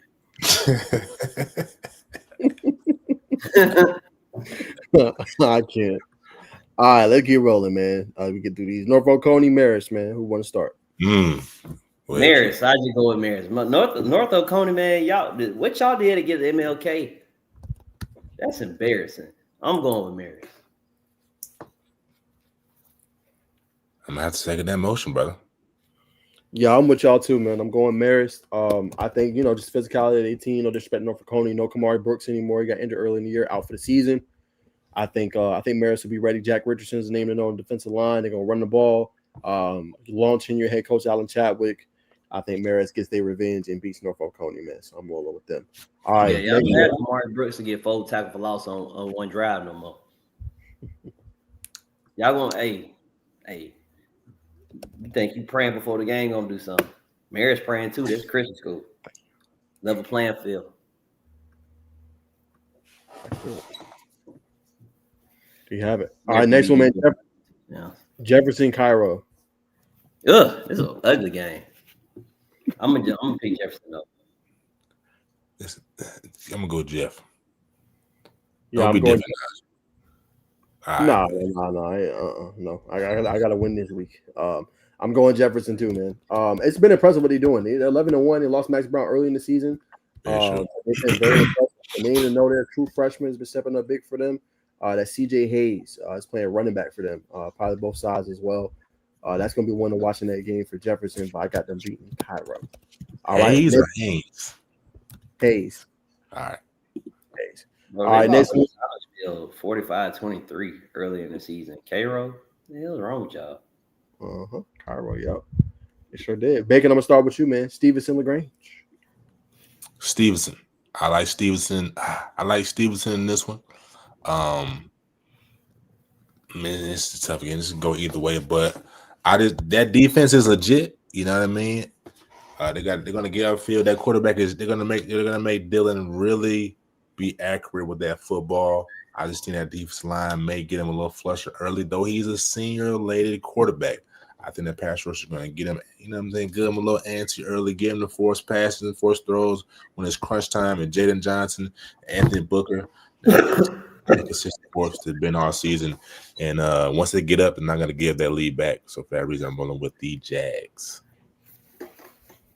Yeah, I second that notion. I'm going with Stevenson too. I think the defensive line is going to be key. If they can do that and stop the run, they have a chance to win. And also those players you mentioned on offense, Anthony Booker, Jaden Johnson, they should be good to go. Going with Stevenson as well. Yeah, I'm gonna go with Stevenson. I seen LaGrange play against North Clayton. I mean, they spanked North Clayton, but I mean, who doesn't spank North Clayton? Stevenson lost to North Clayton. But hey, I'm gonna go with Stevenson, man. LaGrange just look awful versus North Clayton, man. But I mean, shit. Yeah, I'm gonna go with Stevenson. LaGrange might win. I'm gonna go with Stevenson. You all over the place. All right, let's keep going. The game that you might be at, Bacon, unless you change your mind. Sandy Creek, Douglas, Atlanta. Pretty good one. You got it now. Yeah. They got two transfers from Sandy Creek. Douglas. Trey Olive. Yeah, and Zaylen. I think is his name. And they said we going at Corey Hadley. His hip stiff. Ooh, it's gonna be a good one. One of y'all gonna get CTE after this game, boy? Because you know you said it. They can't put up no points though, man. Douglas got a good offense, but they're gonna struggle to put up points up against that Sandy Creek defense. You know what I mean? Just talked about Corey Hadley. You know what I mean? They got a whole slew. You know what I'm saying? Little Rod Smith. You know what I mean? Dana Greenhouse, Nathan Holston. You know what I mean? Evan Harvey, JT Austin, the whole crew, man. So for that reason, man, they're not gonna be able to keep it with the offense. So Sandy Creek a lot to a little. Go Patriots. Hey man, I don't think Sandy Creek coaching staff is aggressive enough. I don't think the offensive play calling or the defensive play calling is aggressive enough to where it doesn't match their talent level. You putting up points, you should be throwing deep shots. Bro, I'm talking about deep shots with Amari Latimer and Corey Hadley. They don't get that, bro. Corey Hadley don't get. We talking about one of the best players in the country, not the state. He do not get the ball enough at receiver. Ole Miss offered him as a receiver. Notre Dame offered him as a receiver. Throw the boy the ball. Damn. You got Caleb Hill. You can run the whole offense through him like they do with Trey Smith at Roswell. He can do that. He's big. He fast. And then you got Amari Latimer. Y'all should be running more plays, putting up more points. Sandy Creek has the capability to blow Douglas and Atlanta out 63 or 70-0, but they're not going to do it. I'm going to go with like 35-7. And the defensive play calling, they don't play man enough in blitz. That's the best secondary you'll ever have in your life. You'll never get one like this ever again. So go ahead and play man, play aggressive. You got the D-line. Come on, man. You got the D-line to bring one extra guy every time. As long as your guys are one-on-one, you going to win in the run and the pass. Nobody's just set up. Yeah. I think they need to call plays like Creekside call plays, but I got Sandy Creek beating the shit out of Douglas. There it is. All right, let's keep rolling, man. Carver, Atlanta, Sumter County. I'll start this one. I'm going upset. Going Sumter County. Ismael Jones, I believe in. Sumter County is the real deal, man. They got a squad. They can run the ball. They can throw it. They can pass it. I like Sumter County a lot, man. I'm going with Sumter County with an upset win. I think they'll have a plan for a superstar player. Not saying they're gonna stop him, but I think they're gonna try to key in on him from the film. Really good coaching staff. Sumter County upset. Go ahead, I you. feel This disrespected. goes. I feel so disrespected. Of course you feel this. I'm superstitious. I want Carver to win, so I'm gonna bet against them. I'm gonna pick Sumter County, but to say some stuff like, "Oh, we're gonna key in on them and stuff," you think they don't know who getting the ball? You think every week? You think these folks don't know who getting the ball? Think about this. At what point during the game does when somebody has 473 yards, you be like, you know what? I think they're giving the ball to number 3. You can't stop this shit.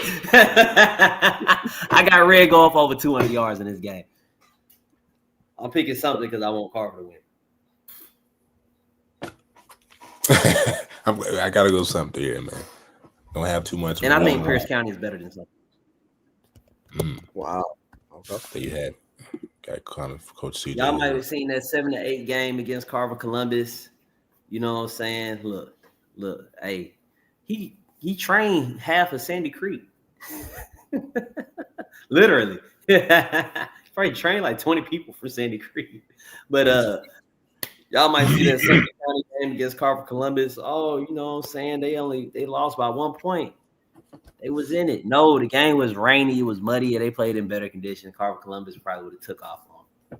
Something ain't nothing about without DeMonte Reeves, man. Mm-hmm. Do you have it? All right, let's keep it rolling, man.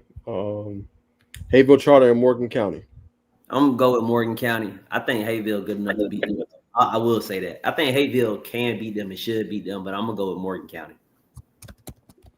I'm what you do. I'm going Morgan County too. I think the coaching's better. Split hairs here. I'm gonna go Hayville Charter. Oh wow! Like the athletes You on got that team. to Morgan County, bro. Like, oh god, I think that's gonna be something that messed them up right there. That's a good area though. Morgan County got some athletes. They do. All right, we'll leave that there. Let's go Carver, Columbus, and Thompson. I'm going Carver, and I'm going with Jimmy. Sir, Carver, Atlanta, buddy. I mean Carver, Columbus. Nah, for sure, definitely to the state championship and beyond. You, who you got? Tristan Givens.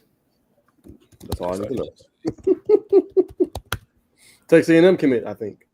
Yeah, they dropping that bag on them. Look, anybody who can win this early in the game, they talking about money. They recruiting the hell out of our state, bro. Aaron Gregory, Tristan, they got three Bryce more. Perry Wright. Perry yeah. Wright. Yeah, they lost. They had 4, but they lost Jordan Carter. Breeze, yeah. Already probably told him they was going out. Yeah, because he seen who else was going. He like, man, I ain't gonna get no playing time. The hell, you got Tristan and Bryce. Oh man, I'm riding the bench the whole way. They in the same class as me. I see 13 and a half sacks, boy. Shout out to JB. Man, the only thing he was gonna be doing at Texas A&M was this: lean your head back. I can't, bro. You good? You want another one? Right, yeah. All right, ready to go beat people. All right, let's keep going, man. Burke County. And KJ Green. Who KJ Green committed to for Stevenson? 2027. He still got a lot of time. He just announced his top 10. Oh, okay. I thought you were going to Texas A&M too. No, 2027. Okay. Yeah, you got plenty of time. All right, Rockmart, Burke County. Rockmart.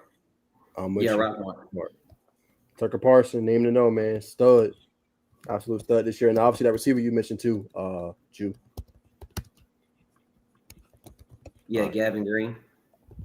Gavin Green. All right, a couple more if we bring on Coach. Heard County, Fitzgerald. Heard County. Yeah, I'm gonna go Heard County too, man. Ethan Tisdale, player to watch in that one. He having a good year. Obviously, Zay Moreland. Got to go with Coach Tinker's son. Yeah. For sure. I gotta see if he's playing. I think he probably is though. Sure. All right, next one, Northeast Macon, Toombs County, man. I'm going true freshman. County. Toombs. Y'all got that. I'm going with Northeast Macon, man. Going with that Man, true freshman. that's the freshman, right? Freshman quarterback. He like that. He's been playing good though. He like He ain't that. ready for Toombs. He ain't ready He for ready Toombs. for Toombs. Watch, you'll see. All right, Pepperell, Rabin County. We go through this. Pepper. Raven County. I'm gonna go Pepperell. Pepperell's been very impressive. Who you had, Bacon? You said Rabin? Pepper. Pepperell. Okay, you said Rabin. You said you. Mm-hmm. I'm going Pepperell as well. I think Pepperell having a good year. All right, Brooks County, Lincoln County. Brooks. Lincoln. I'm going Lincoln too. You're going Brooks. Cool. Glad we're going through this quick. A lot of picks. All right, Bowden versus Jenkins County. Bowden. All right, I'm with y'all. I'm going Bowden as well. All right, couple more before we finish. Athens Academy, Great Atlantic Athens Christian. Academy. Keon Standiford. Yeah, we're Athens Academy. Who gonna stop Keon, man? You can't stop Keon. I can't stop Keon. You can't stop Keon. She can't stop Keon. My dog can't stop Keon. Let's go. All right, man.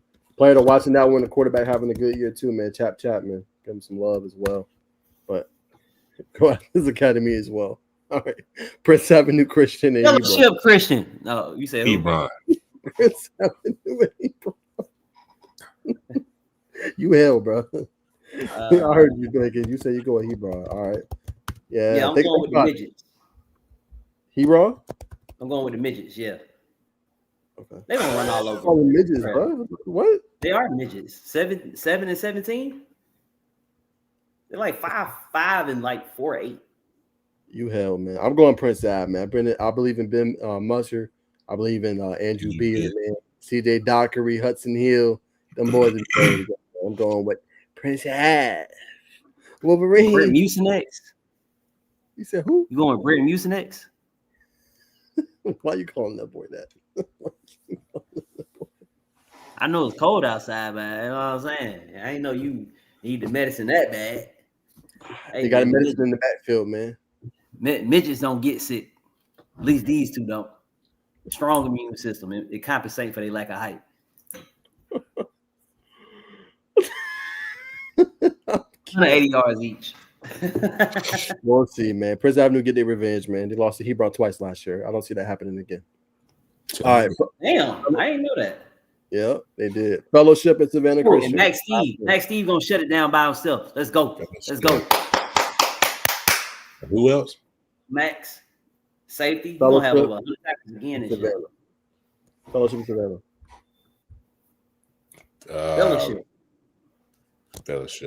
Fellowship.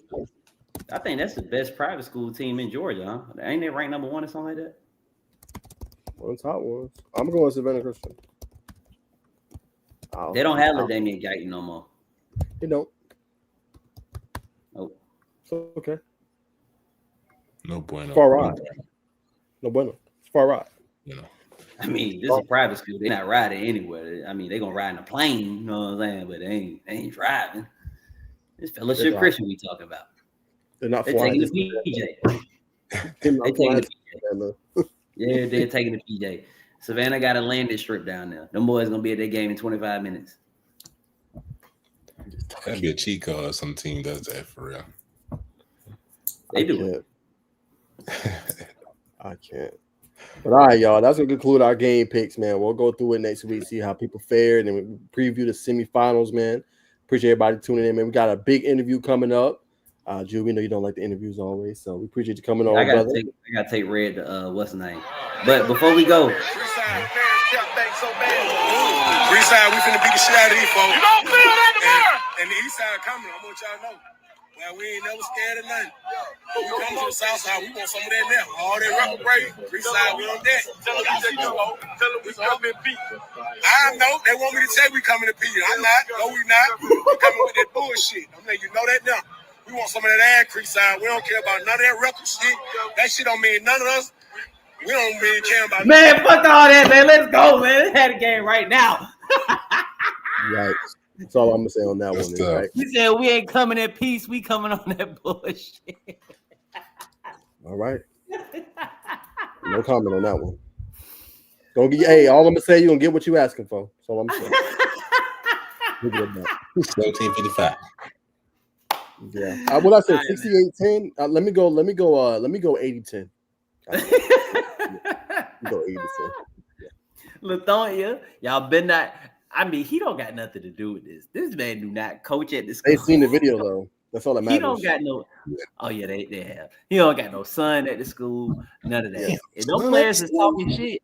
They need to look. If the players talking shit, Creekside, my boys. I know y'all watching this. That's what I want you to do. This the method. Screenshot all the shit talking in the game. When it's time to ask the coach, do you want to accept the running clock?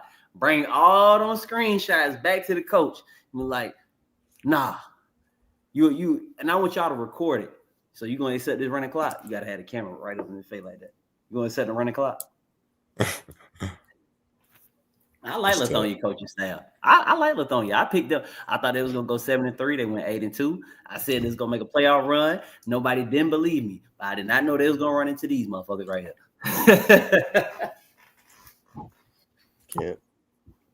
Can't, man. But all right, Drew. We appreciate you coming on, brother. We're gonna talk to you soon, man. All right, man. I'll see y'all at Lithonia funeral. All right, brother. All right, brother. Hell, bro.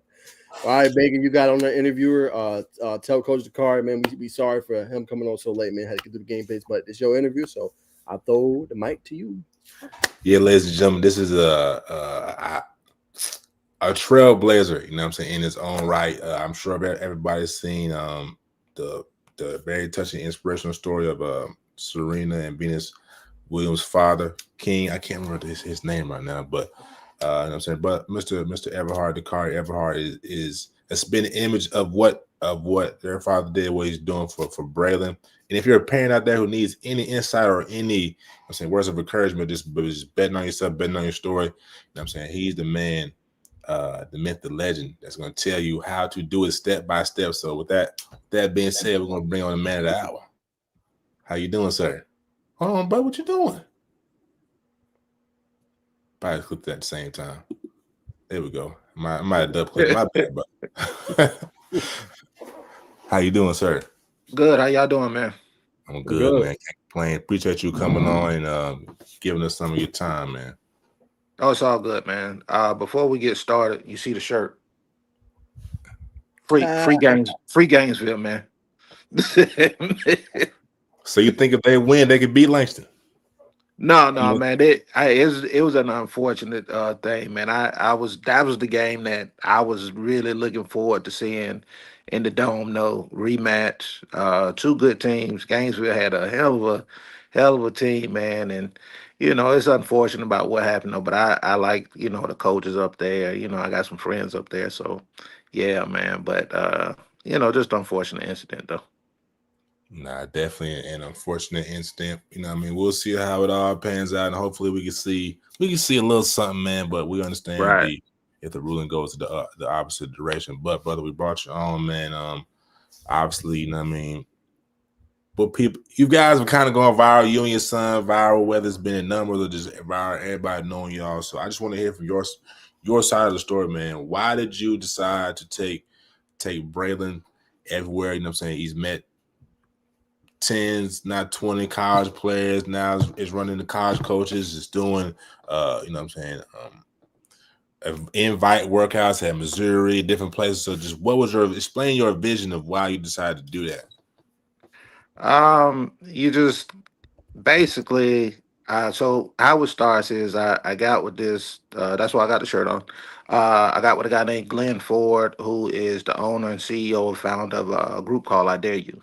Mm-hmm. And when Bray was 5 going on 6, he played Little League, and we was at Campbell Middle School, and I just started seeing some things that were sort of different. And then I reached out to a guy named Lee Anthony Williams Sr., who put me in contact with Coach Ford, and it kind of just took off from there, man. And so I asked a couple other people, to train Bray, and they was like, "Nah, we don't do little kids. He too young." But Coach Ford was really the guy that was like, "Man, I'll take him. I don't even care." And so, uh, that's kind of how we got started. But as far as your question is concerned, man, you just got to have a vision for what you want out of your kid, man, and out of the whole process. Nobody can really tell you what the vision is going to look like. You actually create what you want the vision to look like. And like you just said earlier, uh, that's my favorite movie. King Richard is my favorite movie by all because that was a guy that truly bet on his daughters. He believed in them. He didn't ask for permission to hey, could you train my kid? No, it was, hey, I know what I got. I know what I got. Whether you know it or not, I know what it looks like, what it's supposed to look like, and this is it. And so, just like him, when he's a scene when he takes him down to Florida, with a prominent tennis coach. But before he got there, he set the deal to bring his whole family with him. Hmm. And so the how the deal worked out was you got to take all of us. You just can't have one. You got to take us all. But he knew what he had though, and he believed in him. No matter if didn't nobody else believe in him, the dad definitely believed in him, and so I kind of just used that. And so I'm old enough to remember when Serena and Venus first came out.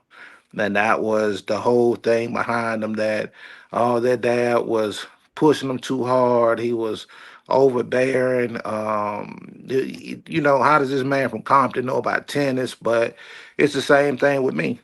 I'm a school teacher. I'm not a professional coach. I didn't play professionally. I didn't even play in college. But I knew the vision that I wanted to have for my son and with Coach Ford and I dare you, that kind of sparked the whole thing though. To be able to work out with professional guys, and that's what makes the program so different is there is no college only.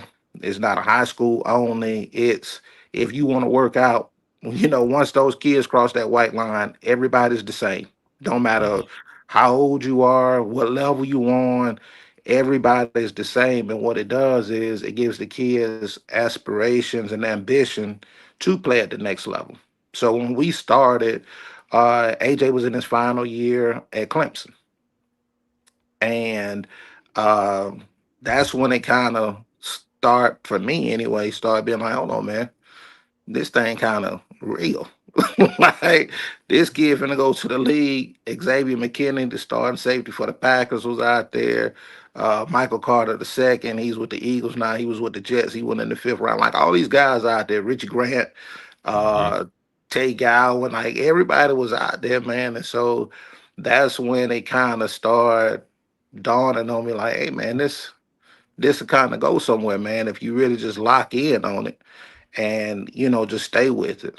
And then you asked me one night when you had came out there, um, like whose responsibility was it, the high school coach or the parents, You're right. to Yeah. get that kid recruited? 1,000% it's on the parent, man. It is on the parent. Nobody can have the vision or the dream for your child but you. That's it, man. And so, man, we just been fortunate to run into some really good people, really good parents that kind of showed us the way, well, showed me, the way of how to do things. And shout out to Dale Terrell, man. Dale is basically like a blueprint. He got AJ, he got Avion, and the things that I would just see him do with his boys. I just kept it. The same thing, man. And it originally started with Coach Carroll, who is Ahmad Batman Carroll's father. The head coach for ATL Elite Voodoo. You had Larry O on the other night, man, and um, his dad was my little league coach. He coached me at 10U. And I just never forgot that the way he was with Bat and his other son Yende, man. And he would coach our 10U team. He would go down and coach Bat's 8U team, go up to 12U with his other son Yende. Like, but he really believed in his son, man. And I never forgot that. I never forgot that. He was the one that really believed that Bat was really gonna go to the league as a little kid. Like nobody could you couldn't tell coach that that kid wasn't going to the league. And I never forgot that. That always stuck with me. And I always said, man, if I ever had a kid that was really talented like that, man, I was gonna use the same blueprint.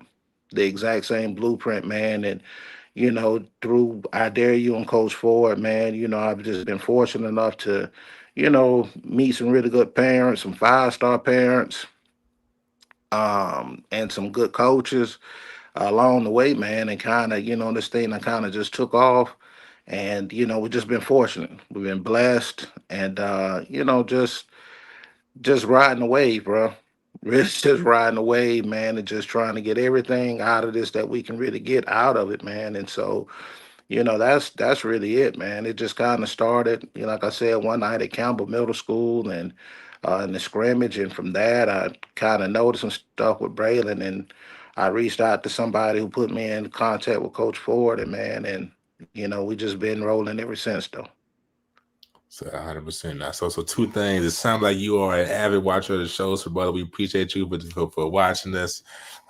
Two, very observant. You talked about how you would just really just watch the Terrell's father, how they kind of move in today's world. To just for any information for parents that's really watching this, what would you say are some pitfalls they should look out for, and why should they take their child? You know what I mean? You've already kind of touched on it a little bit. Why should they just at an early age just take their child to these colleges and get them exposure? A lot of people would be like, nah, you really want to kind of go to these schools after you have already been reached out to by a coach.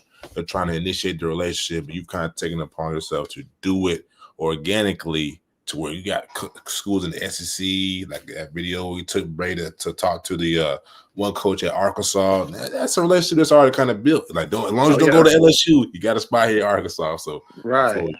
Mhm. It's man, you trying to basically, that's just the way I was raised, man. By my mom, my grandparents, man. It's about dreaming. I just saw my mom yesterday and she talked to me about that same thing. And I do that with my kids now. So I went to North Atlanta High School, but we're from Adamsville, which is on the west side. It's not too far from Cascade.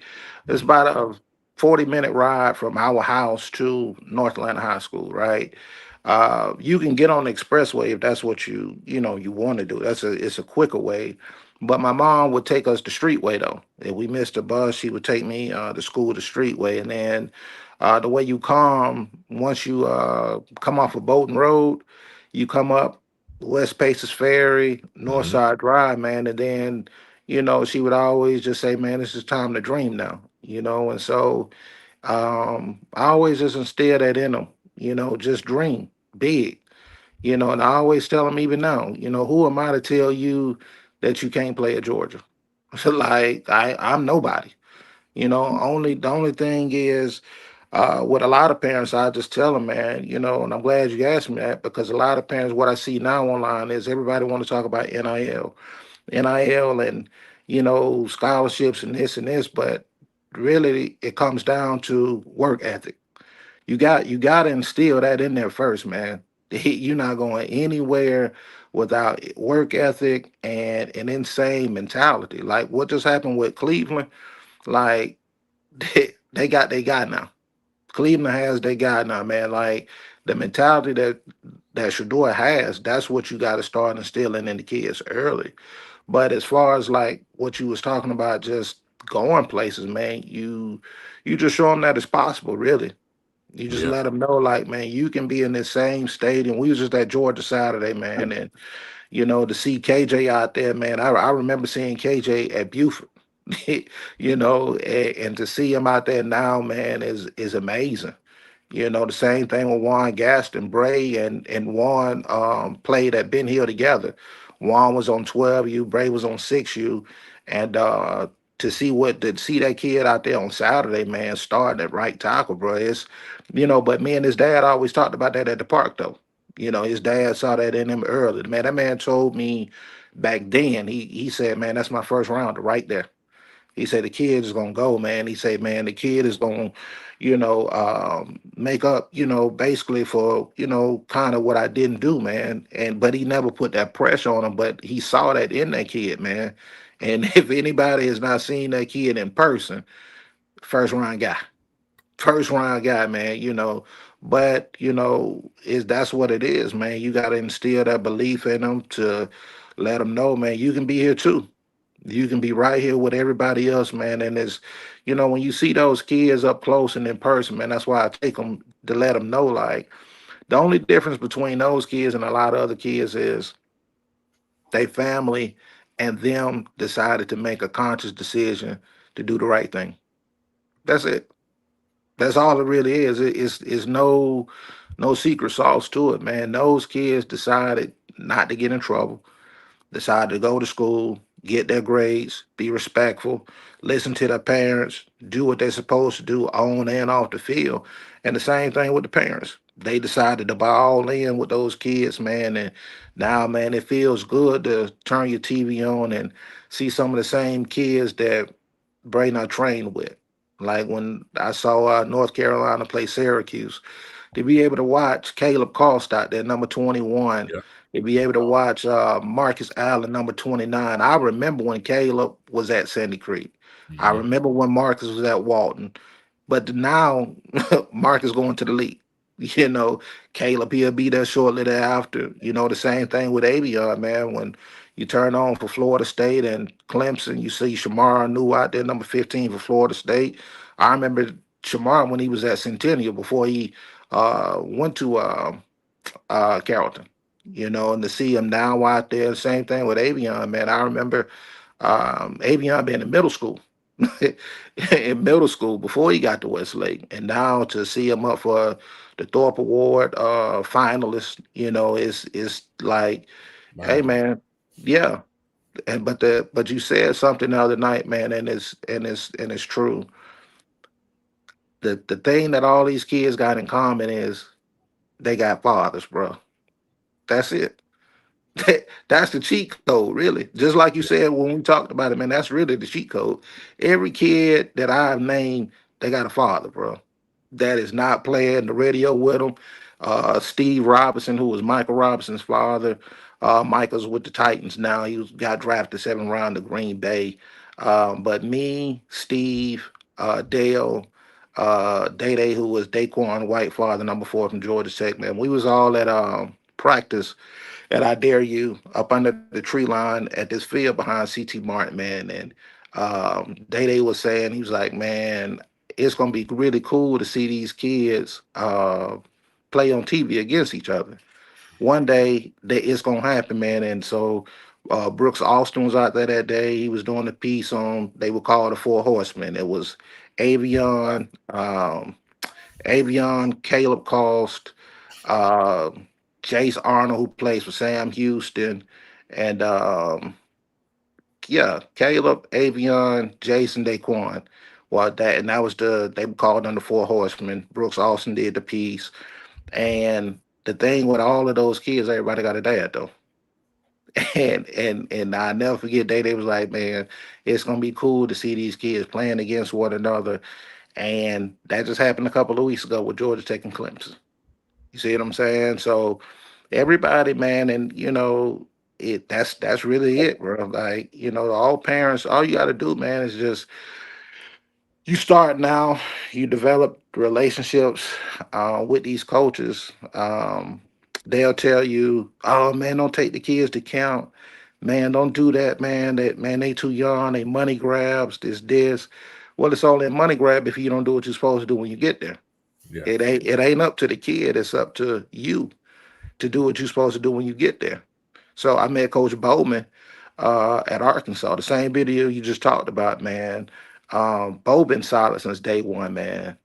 Man, Bo is my guy, and I wanted. We was at LSU, and I wanted to go to Arkansas, and I couldn't get him into the camp. And I called Coach Ford. He was like, "Look, call Coach Bowman to see can he get you into the camp?" And I called Bo. Bo said, "Give me 5 minutes, man. Let me see. Can we get you in here?" And um, we got him into the camp. And when he got to the camp, and I told Bray, I said, "Now look, man, the man that did a solid for you, he got him to reopen the camp up for you. So when you go out here now you got to perform now. Now we just can't go out here and just be out here just looking regular. We got to go out here and perform like you're supposed to." And I'll never forget, man. Maybe midway through the camp, Bo was like, "Hey, look, just I'm gonna bring him out the line. I'm gonna work him out myself.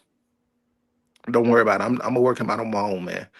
And it was just him, Coach Pullman, the GA, and he working them out just like you would a kid that you was scouting. Shelton Lewis was out there that day. Shout out to Shelton, Clint. Clint is his dad. Same thing, man. And man, I never forget that, man. And that's when I knew that day. I said, "Oh no, man, I got something." I got something. And Jason Tatum dad, he talks about that in an interview that he did with Coach Carl Reed, and he was like, "Man, I knew I had something in Jason Tatum, but I didn't know what I had." And that was the same way that day at Arkansas, man, out there in Fayetteville, man, I knew I had something, but I didn't know what I had. I knew what the kid was capable of, but it's just through hard work, dedication, man, betting on yourself, believing in what you got, believing in your kid, man, and not trying to make it about you. A lot of parents, that is the pitfall behind this, man, is that parents tend to start trying to make the process about them and about they want, what they want. And, man, that the college, it they don't want you. They want the whole package. They Mhm. want and another thing, man, two-parent households are extremely important right now. High value. And I'm not just talking, but just to be, I'm telling you what a college coach told me. Two-parent household is high value right now, man. And I share this with y'all, man. And we was at Clemson spring game, going to go watch Sheldon Lewis and Avion. And when after the spring game, you come out of the stadium, then you go what they call the island. It's the players only little thing that they got in the back of the stadium. And so I'm out there. I'm with Clint. I'm with Shel's dad, and we're talking. And and Clint walks out to go get some juice, and it's just me, the coach, and Bray. And so the coach says to me, he's like, "You married?" And I say, "Yeah." And so he said, "Is your wife here with you?" I said, "No, man. My wife, she at work." And he was like, "Look, I'm gonna give you a piece of advice, man. Um, Everywhere you go from now on, bring her with you." And he said, "Because it's an evaluation process, even though it doesn't look like it." And I said, "What?" He said, "Look around, look at every table." And Wow. sure enough, everybody was married.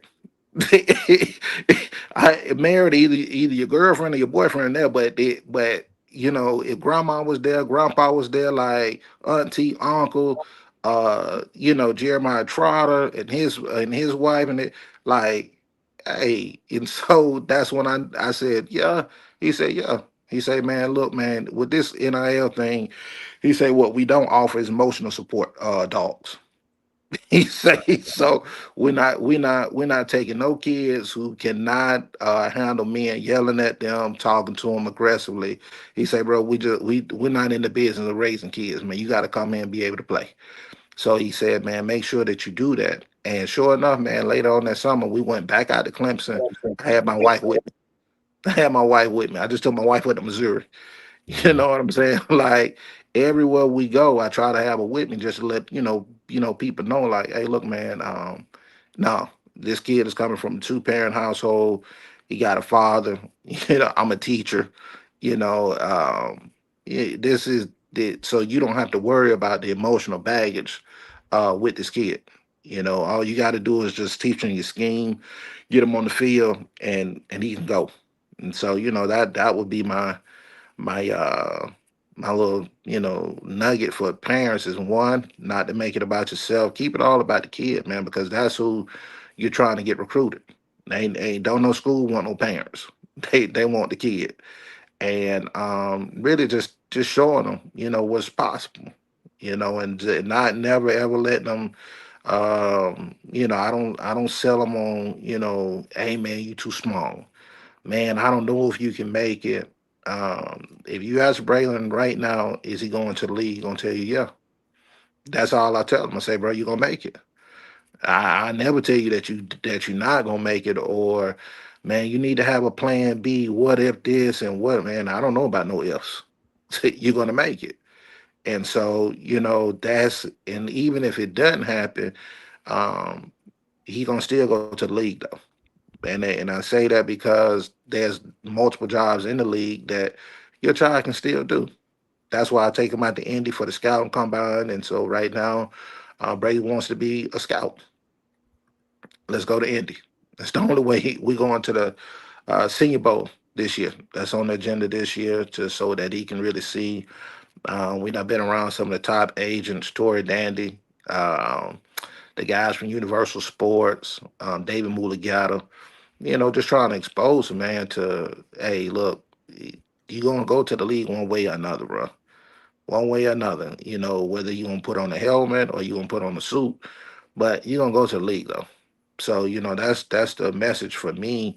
That's my message to really all parents, man. Like, it's crazy to have a kid to play football from 5 to, we'll say, 22, and then say, all right, it's over with now. No, I don't have to be, because it wasn't over with for Sean McVay. Sean McVay played for a little small school, end up being basically like the coffee boy for the Bucks. His grandpa got him in. He was with the 49ers, but he started at the bottom. Started at the bottom, man. Then went from that to what they call a QC, quality control coach, and McVay took off, man. And Nah, now, and now he got one of the hottest teams in the league right now. But he started basically getting donuts and coffee, bro. But McVay in the league though, So, that's really the message, though, guys. That's it. I'm not very knowledgeable. I'm going to let you get in here, knowledge, man. Go ahead, brother. So obviously talk about the background. I guess my question to you is what did you necessarily see from Braylon when you thought, okay, yeah, this kid is special? Because I feel like there's always a spark or it's a certain moment, as you was alluding to with Juan Gaston and talking with his dad and several other the Terrell brothers. What was that moment you see in Braylon? Was it a big hit? Was it a touchdown catch? Was it him working out, training? What was that big moment? At Cabell Middle School, man. We was at Cabell Middle School. We were playing the Smyrna Seahawks, and really, and so I made Braylon play left tackle when he first played. And so, because my good friend who I went to college with, he was one of the he was the offensive coordinator for the team at the time. He played 6 years at Ben Hill, and I told him, I say, look, bro, I don't want no favors. I say, look, put him at left tackle. I said, put him at left tackle. I say, man, let him get dirty, nasty. I say, if he can handle getting pushed around the whole game, then I'm just trying to get him tough. And I told him, I said, bro, don't do me no favors. I want him to earn everything he got out there. And I'll never forget, man.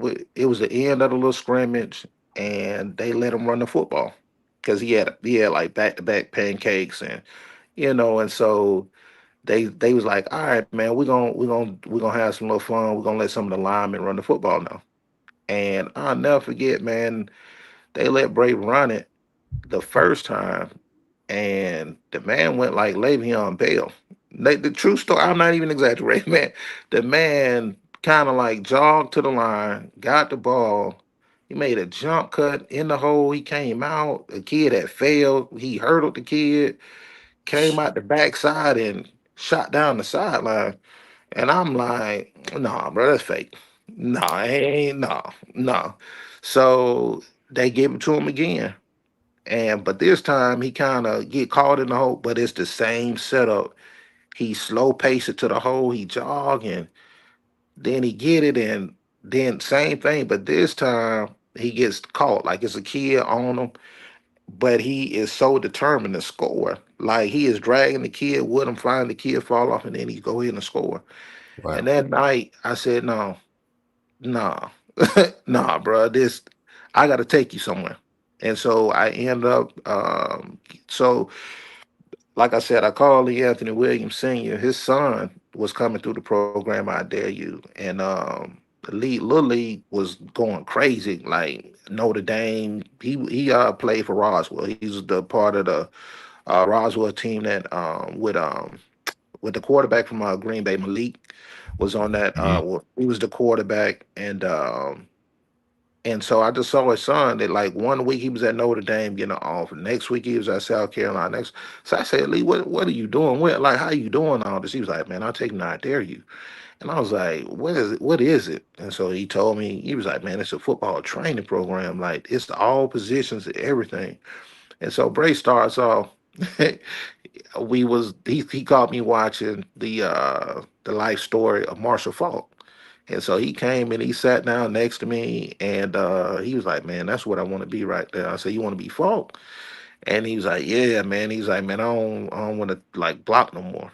And so we started out, and the coach at the time was Coach Travis Booker. He's the running back coach over at Cal now.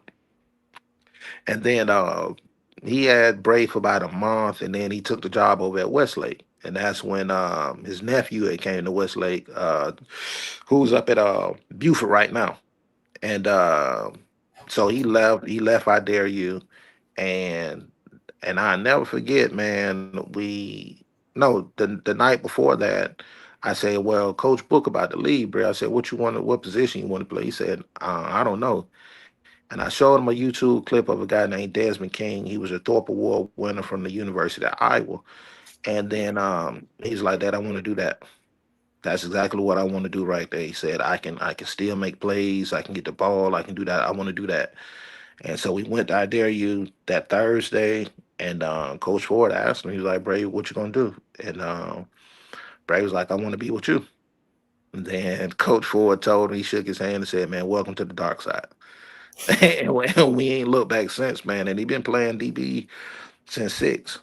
And man, that was it, man. But those back to back runs, man, I just said to myself, I said, man, that's just not regular, And so I just said, let me get out the way.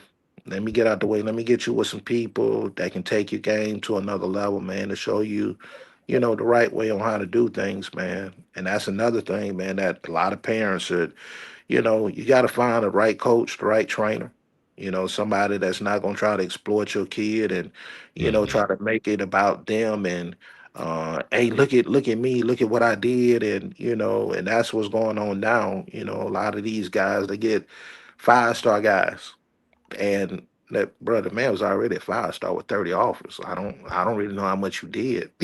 Like well, either a guy be in the league and be like, man, man, look at what brother man is a pro bowler.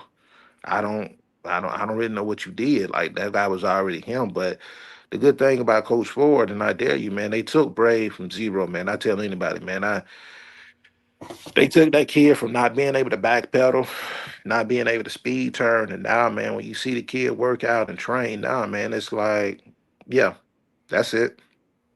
That's what it's supposed to look like, man. And we went to FBU. Um, well, we went to Naples, and he made all camp team, but Bray had 5 picks at the camp, destroyed the drills, like just look how you supposed to be looking, man. And that's because I actually, I made it my work schedule, everything, so that we could be a part of I Dare You. That we could, do. I could take him to training. Even now, I'm gonna change my work schedule again so that he can go to a big time school. I'm going to change schools and just change my rearrange my life now to make sure that hey man, this where we want to go. This what you want to do. Let me do that. I'm gonna do that. And so I got that, man, and I got that from KJ's mom. Believe it or not, man. I asked her one night, and I said, man, how did you, how did y'all, like what made you take him to Buford? And she said it. She say, I wanted more for KJ. I just wanted better for KJ. And his dad, Kai, shout out to Kai. Um, they came together as a unit, man, and said, "Hey, we gonna take him up there, man." And that kid came up there and took off. But that was parents that really just sold out on the dream, sold out on their kid, man. And when he came, Tyshawn White came, and then it seemed like city kids started following because they knew. Same thing with Travis Booker nephew. He, they look at where they came from all the way out to Buford. Because it was like, hey man, we can come out here, we can play, and then we can go big time from out here. But they were dedicated, in what they were trying to do, man. And that's something that all parents really got to understand, man. Is man, and they say it now, but a lot of people don't understand that, man. If you want a 5-star kid, man, you got to be a 5-star parent, bro. You got to be a 5-star parent, bro. Man, I hadn't celebrated a birthday in 6 years. No Mm. lie. Because Bray is always playing. My birthday is in October. So this is close to the end of the season or either playoffs. So, I don't celebrate my birthday until, the summertime. But that's it. I don't take trips. We don't everything right now is all in on this, man. And so any trips, that we take, it's gonna be to a university. If you married, your wife got to be in on it, your husband got to be in on it. Everybody got to buy into this dream, man. This is not no solo mission, man. Shout out to my wife, man. She doesn't do airplanes, but I told her, the coach, Coach Pogue at Mizzou, he just wanted to meet you, let you know Bray gonna be all right. If he chooses to come out to Missouri. So, she went out there and and that's something else, that, whoever your partner is, everybody got to be all in on it, man. Everybody. And I saw that, in real time. My good buddy Johnny Williams, we went to college together. His son plays at Missouri. But he's remarried, and is his son's mom. She came to the game. His new wife is at the game. He had to, like, it's a whole family unit, supporting his son, though, man. And so, but everybody was all in on his kid, though, man. And so that's something that you just got to. Everybody got to be all in on it, though, man. Everybody, so that the kid understand that we all in together. So that's a big thing too, though. And my last one, I was talking about everybody being all in. So, and you talked about kind of sacrifice you have to do with, like you said, not taking trips, not celebrating birthdays. So, you know, I think sometimes when parents do that, they make it all about them. So, how do you just keep the element of obviously you care about your kid, you want him to succeed, but also knowing, hey, I also got to make sure I don't interfere, make sure I put him with the right people, and I just do my part. Shout out to Dale Terrell, man. Real deal, man. Like, man, when you able to see it done, and Dale he can pop his chest. Man's son done signed for over $80 million, bro. Yeah. But you would not even know it though. You wouldn't, like, the man. You like when I go to Clemson. It don't be, hey man, my son AJ, man, y'all watch out, man. My son Avion, man, like, the man don't be wearing the jerseys, like, none of that. They like, you would not know that was that man's son though. And so I always watch that, man. Big time first rounder. Sometimes parents can end up losing themselves, man. And uh, I just watched Dale how he is, man, with his kids, man, and like Avion going first round in this year's draft, more than likely. And so, to be able to have two first round kids come out your household, man, and you able to maintain and to still be humble and, just be regular, is something that a lot of people, you know, they can't handle, because now it becomes, hey man, now I want the spotlight. I want the spotlight on me. Hmm. Y'all got to know who I am, and you know, I did this, or because we not already seen it. It's easy to turn into a LeVar Ball. It's easy to turn into a John Morant dad now. You know what I'm saying? It's easy to turn into these people, but if you just keep the main thing about what it's supposed to be about, man. I promise you, man. Like, that's just how I was raised, man. My grandpa raised me to just be an observer. And he say, man, son, anything you ever want to know about somebody, man, Just be quiet and watch. He said they gonna do it. Whatever you thinking that they not gonna do, they not gonna say, bro, they gonna do it. Just be quiet. And so that's what I always did, man. I just sat back and I kind of watched Dale. Watch Marcus Allen, his dad, Derek, guys like that, man. Steve Robinson, man, who's Michael's dad. Just sit back and just watch them, man, and just watch how they maneuver with their kids, man, and just you know, and all of them are kind of in the background.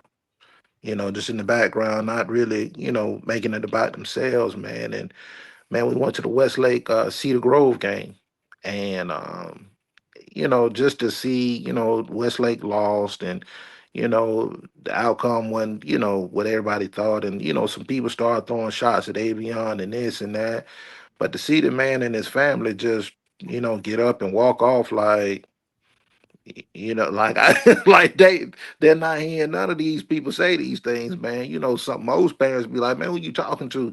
Man, that's my son, man. You better start like none of that, man. None of that. And I just been fortunate enough between Dale and even with Clint, who was Shelton Lewis dad, man, to just be in the backdrop, man. And just let your kids shine and be able to watch them shine from a distance. And that's what I love about the whole process, man, is you asked me, you was like, man, what's your name? And I told you, I said, man, Braylon's dad. That's what everybody called me. Like, don't nobody knows my name. Nobody knows who I am. He just played for Collins Hill this past year. True story. We in the playoffs. Bray gets hurt. He breaks his arm trying to recover a fumble. And I go out there to go get him and stuff like that. And parents start saying, that's your son? Yeah.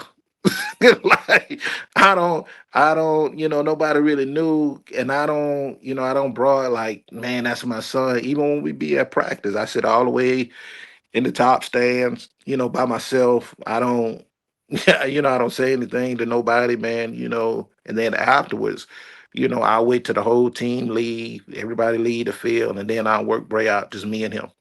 And but I don't want anybody to try to associate like, man, he trying to outshine me or he trying to, nah, man, I'm just, I just want him to achieve what he wants to achieve.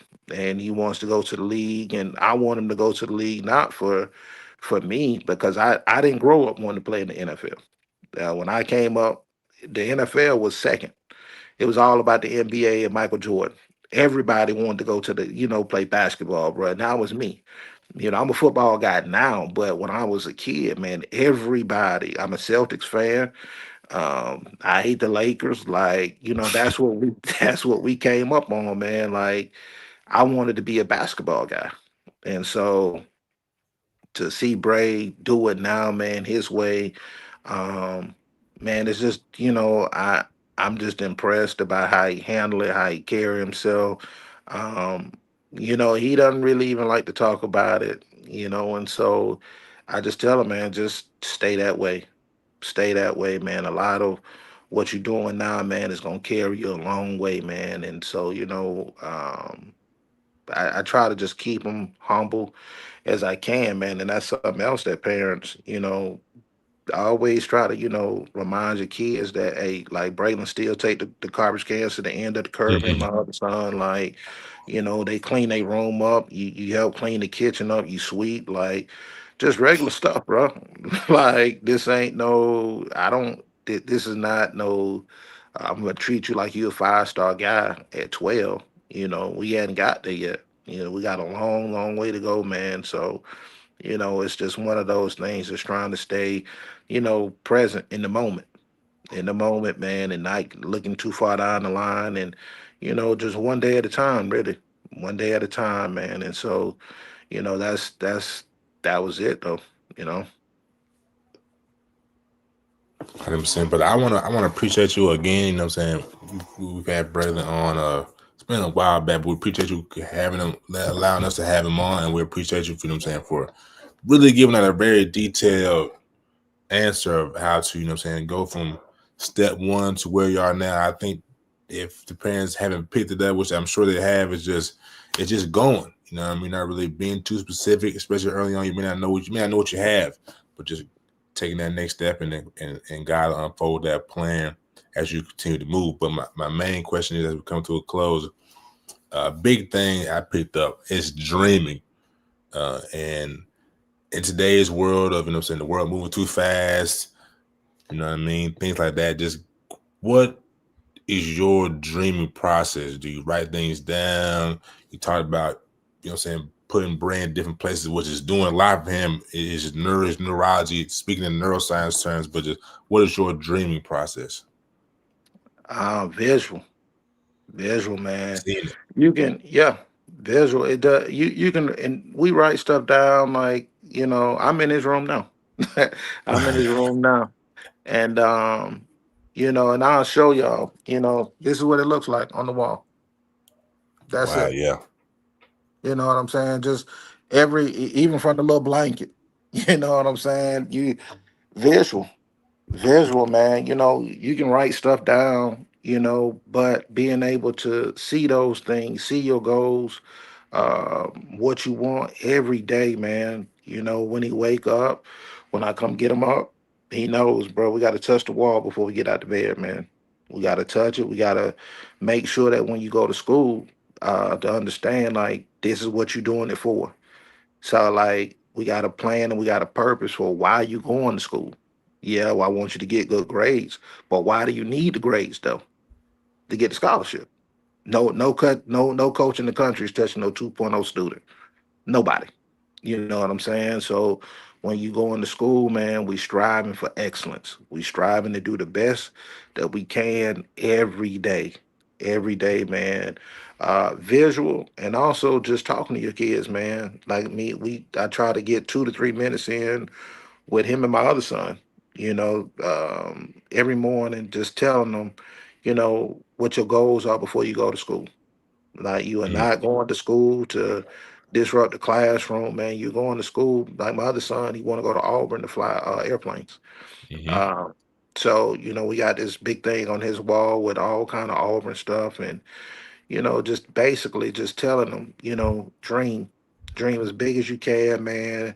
And there's a poem by Langston Hughes that I got up on this wall, about dreams, and so um, that's it. That's a big thing for parents, man. Don't ever, if you don't hear nothing else that I ever say, man, don't you ever put your lifetime limitations on your child. Don't ever do it. Just because you didn't make it, don't sit here and say, "Oh man, you ain't gonna make it," or somebody out your neighborhood that you knew, "Oh, they didn't make it. Oh, you ain't gonna make it," or you scared to dream that big. Like me, and I tell Bray this all the time. It doesn't cost anything to dream. It is absolutely free. You know what I'm saying? Is one of the your imagination is a preview to what your life can be and what it should be. But it's up to you to do the things to make those things come true, man. And so I encourage all parents, man, to just dream big with their kids, man. Dream extremely big with them, man, because my dad, before he passed, he would always share that with us, is that, bro, you only gonna come through here one time, man. You only gonna come through it one time, and so maximize it, maximize it. Dream as big as you can, man. And that's that. I love to see, like, when we went to Georgia on Saturday, man. And we was riding back home, and I asked him. I said, "Man, did you have a good time?" He said, "Daddy, that was like one of the best trips ever." And he was like, "Man." And I asked him. I said, "Man, can you play at Georgia?" I didn't ask him, "Did you think?" I said, "Can you play at Georgia?" He said, "Yeah." Oh, I they said, got "Man, him. yeah." He said, "Man, I can play at Georgia, man." And so, it's one of those things, man. Just keep pounding that in them every day, man, about just, being successful, being, whatever it is. Like I said, man, that's why I did the video this summer, man, about just being all in on your kids, man. Yeah, that was a good Because video. when they see that you all in, I promise you, they gonna go twice as hard. Like Bree just, I got to take him December the 15th to get his arm checked out again to get him cleared for physical contact, man. And so, even now he was like, Dad, I feel good enough. Can I play in the All Star game? He got selected to the elite Rusty Manziel game, and I say, nah, bro, we gonna wait. But he was like, Dad, I can go like right now with what I am right now. I said, and you probably can. You probably can, but we gonna I want your arm to be all the way ready. But to have but that lets me know like the kid believe in himself. He got self belief, he got confidence throughout, man. I love it. I love it. I love to see it, because those are life skills. Y'all are gonna, and he's gonna need that, once he becomes an adult male, confidence, believing in yourself, knowing what you're capable of, knowing what you can achieve. And, man, that was one of the things that I always tried to push in him, that's what you're gonna that's what makes LeBron. Confidence. That's what made Michael Jordan who he was. Confidence. Believing Kobe, all the greats. His confidence, believing in himself. Nah, no dreams are too big. To be able, a young kid like Kobe to say, "Hey, I can come to the league, I can play with the big guys, win championships, do those, and then do it." It's just a different type of belief that you got to instill in your kids, man. So, last thing, man, shout out to Coach Glenn Ford, man, for believing in Bray. Shout out to I Dare You, Dale Terrell, KJ Bolden's mom, Steve Robinson, Dede, Daquan White's dad, um, oh, Coach E, Jace Arnold's mom, Coach Carter, just everybody that's not, everybody from I Dare You, man. Michael Carter the second's dad, Caleb Lanier's father, everybody that's written, I kind of just poured into Bray, man. Um, just kind of just helped out with the dream. I appreciate it, man. All the guys that came through from Richie Grant to AJ Terrell, Avion, Shaq Wiggins, um, Jalen Boyd. A lot of guys, man, that's not came through that, man. That's not really just poured in the Bray. Javier Morton. Um, just thank you. Because they help kind of reiterate the message that I was pouring into Bray. And every time, we fortunate enough to go to a game and, we see guys that, that's not trained with Bray, they always tell them. And that's how we really end up kind of doing the little videos by asking guys, what does it take to get to the next level?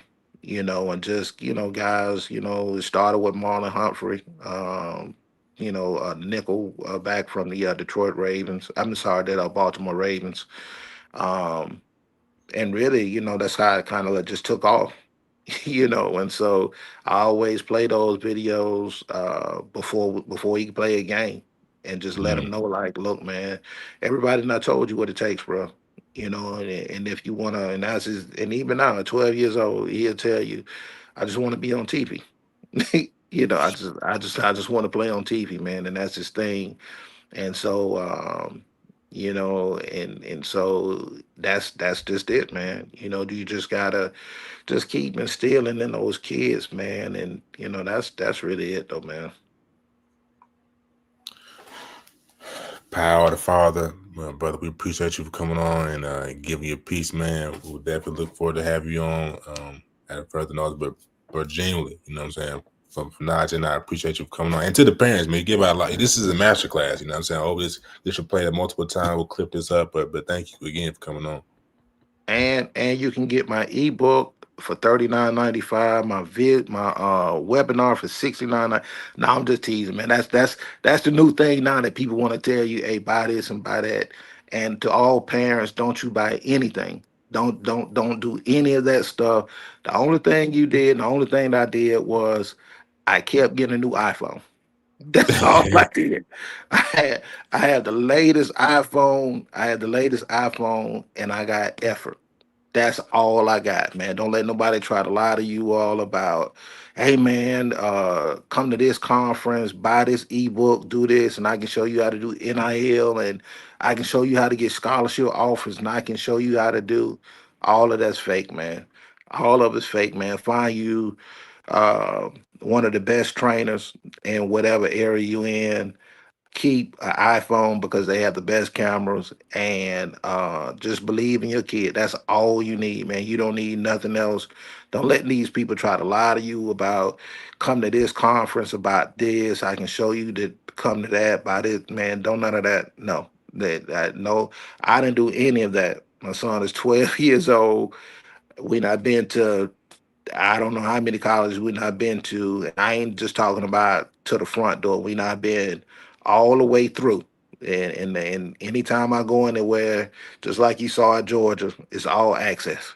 I don't, you know what I'm saying? You ain't never seen me go nowhere taking pictures outside. No, we all access. We in there talking to coaches. I've not been behind the scenes. I know what the NIL process should look like. I know what, coaches are looking for, man. And so, that's it. My last thing is just build relationships with coaches.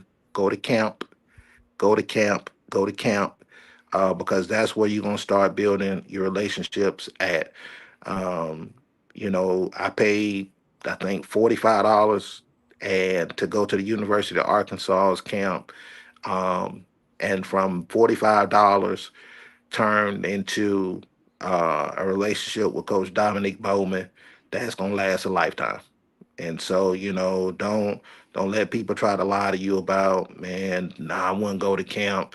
It's a money grab. No, man, you take that child to camp. If he trained up and ready to go, and you take your iPhone, and that's really all you need, man, and just belief. That's it, man. So man, I appreciate y'all so very much. I ain't gonna lie, man. Y'all do a really good job at bringing light to the kids. A lot of these kids, they don't get the recognition and the exposure that they deserve. Um, all parent, well, not all, but some parents believe you got to go to, big time schools in order to get that exposure. And to a degree, that's true, but not necessarily, man. But you all do a really good job, like you just talked about the kids from Prince Avenue. Now you make me want to watch the game because I didn't know who they were. But y'all do a really good job, man. Keep doing it. Don't let anybody tell y'all, that you all are not making a difference in especially Georgia high school sports for sure. But you all are though, man, and please, please, please keep up the great work though. Thank you. Appreciate that, brother. Ladies and gentlemen, for the last time, Mr. Dakari Everhart. All you need is an effort, an iPhone, and a dream. Don't forget dreaming, man. And thanks again, brother, for real. All right, man. I look forward to seeing y'all again, man. Appreciate it. Absolutely. Have a blessed Appreciate one. it. All right, you too, man. All right. All right, man. Back to you, Naj. I'm sure you're going to close this out, man. All right, man. Appreciate Coach Everhart coming on, dropping the gems, man. If y'all want to go back and watch it, and say y'all go back to the show for tonight. 222 people watching, so we appreciate everybody tapped into the show. 172 on my Twitter. Bacon got up to nearly 50. At one point, you was high at 10 followers or 10 viewers on your YouTube. I was up to I think 9 or 10 as well. Jew had a couple on his Facebook, but that's gonna do it for today's show, man. Hope y'all enjoyed it. We'll see you guys again on Monday. I would say Thursday, but Thursday is Thanksgiving, so I doubt we're doing a hoop show on that day. We'll try to enjoy the time with the family. We always working and grinding, so maybe we'll do a rendezvous show or something, one of these days this week or something like that. Or if not, we'll do it on the weekend. But we'll see you guys soon, and enjoy the rest of your week and enjoy Thanksgiving with your folks. Happy Thanksgiving, everybody. Happy Thanksgiving. Peace.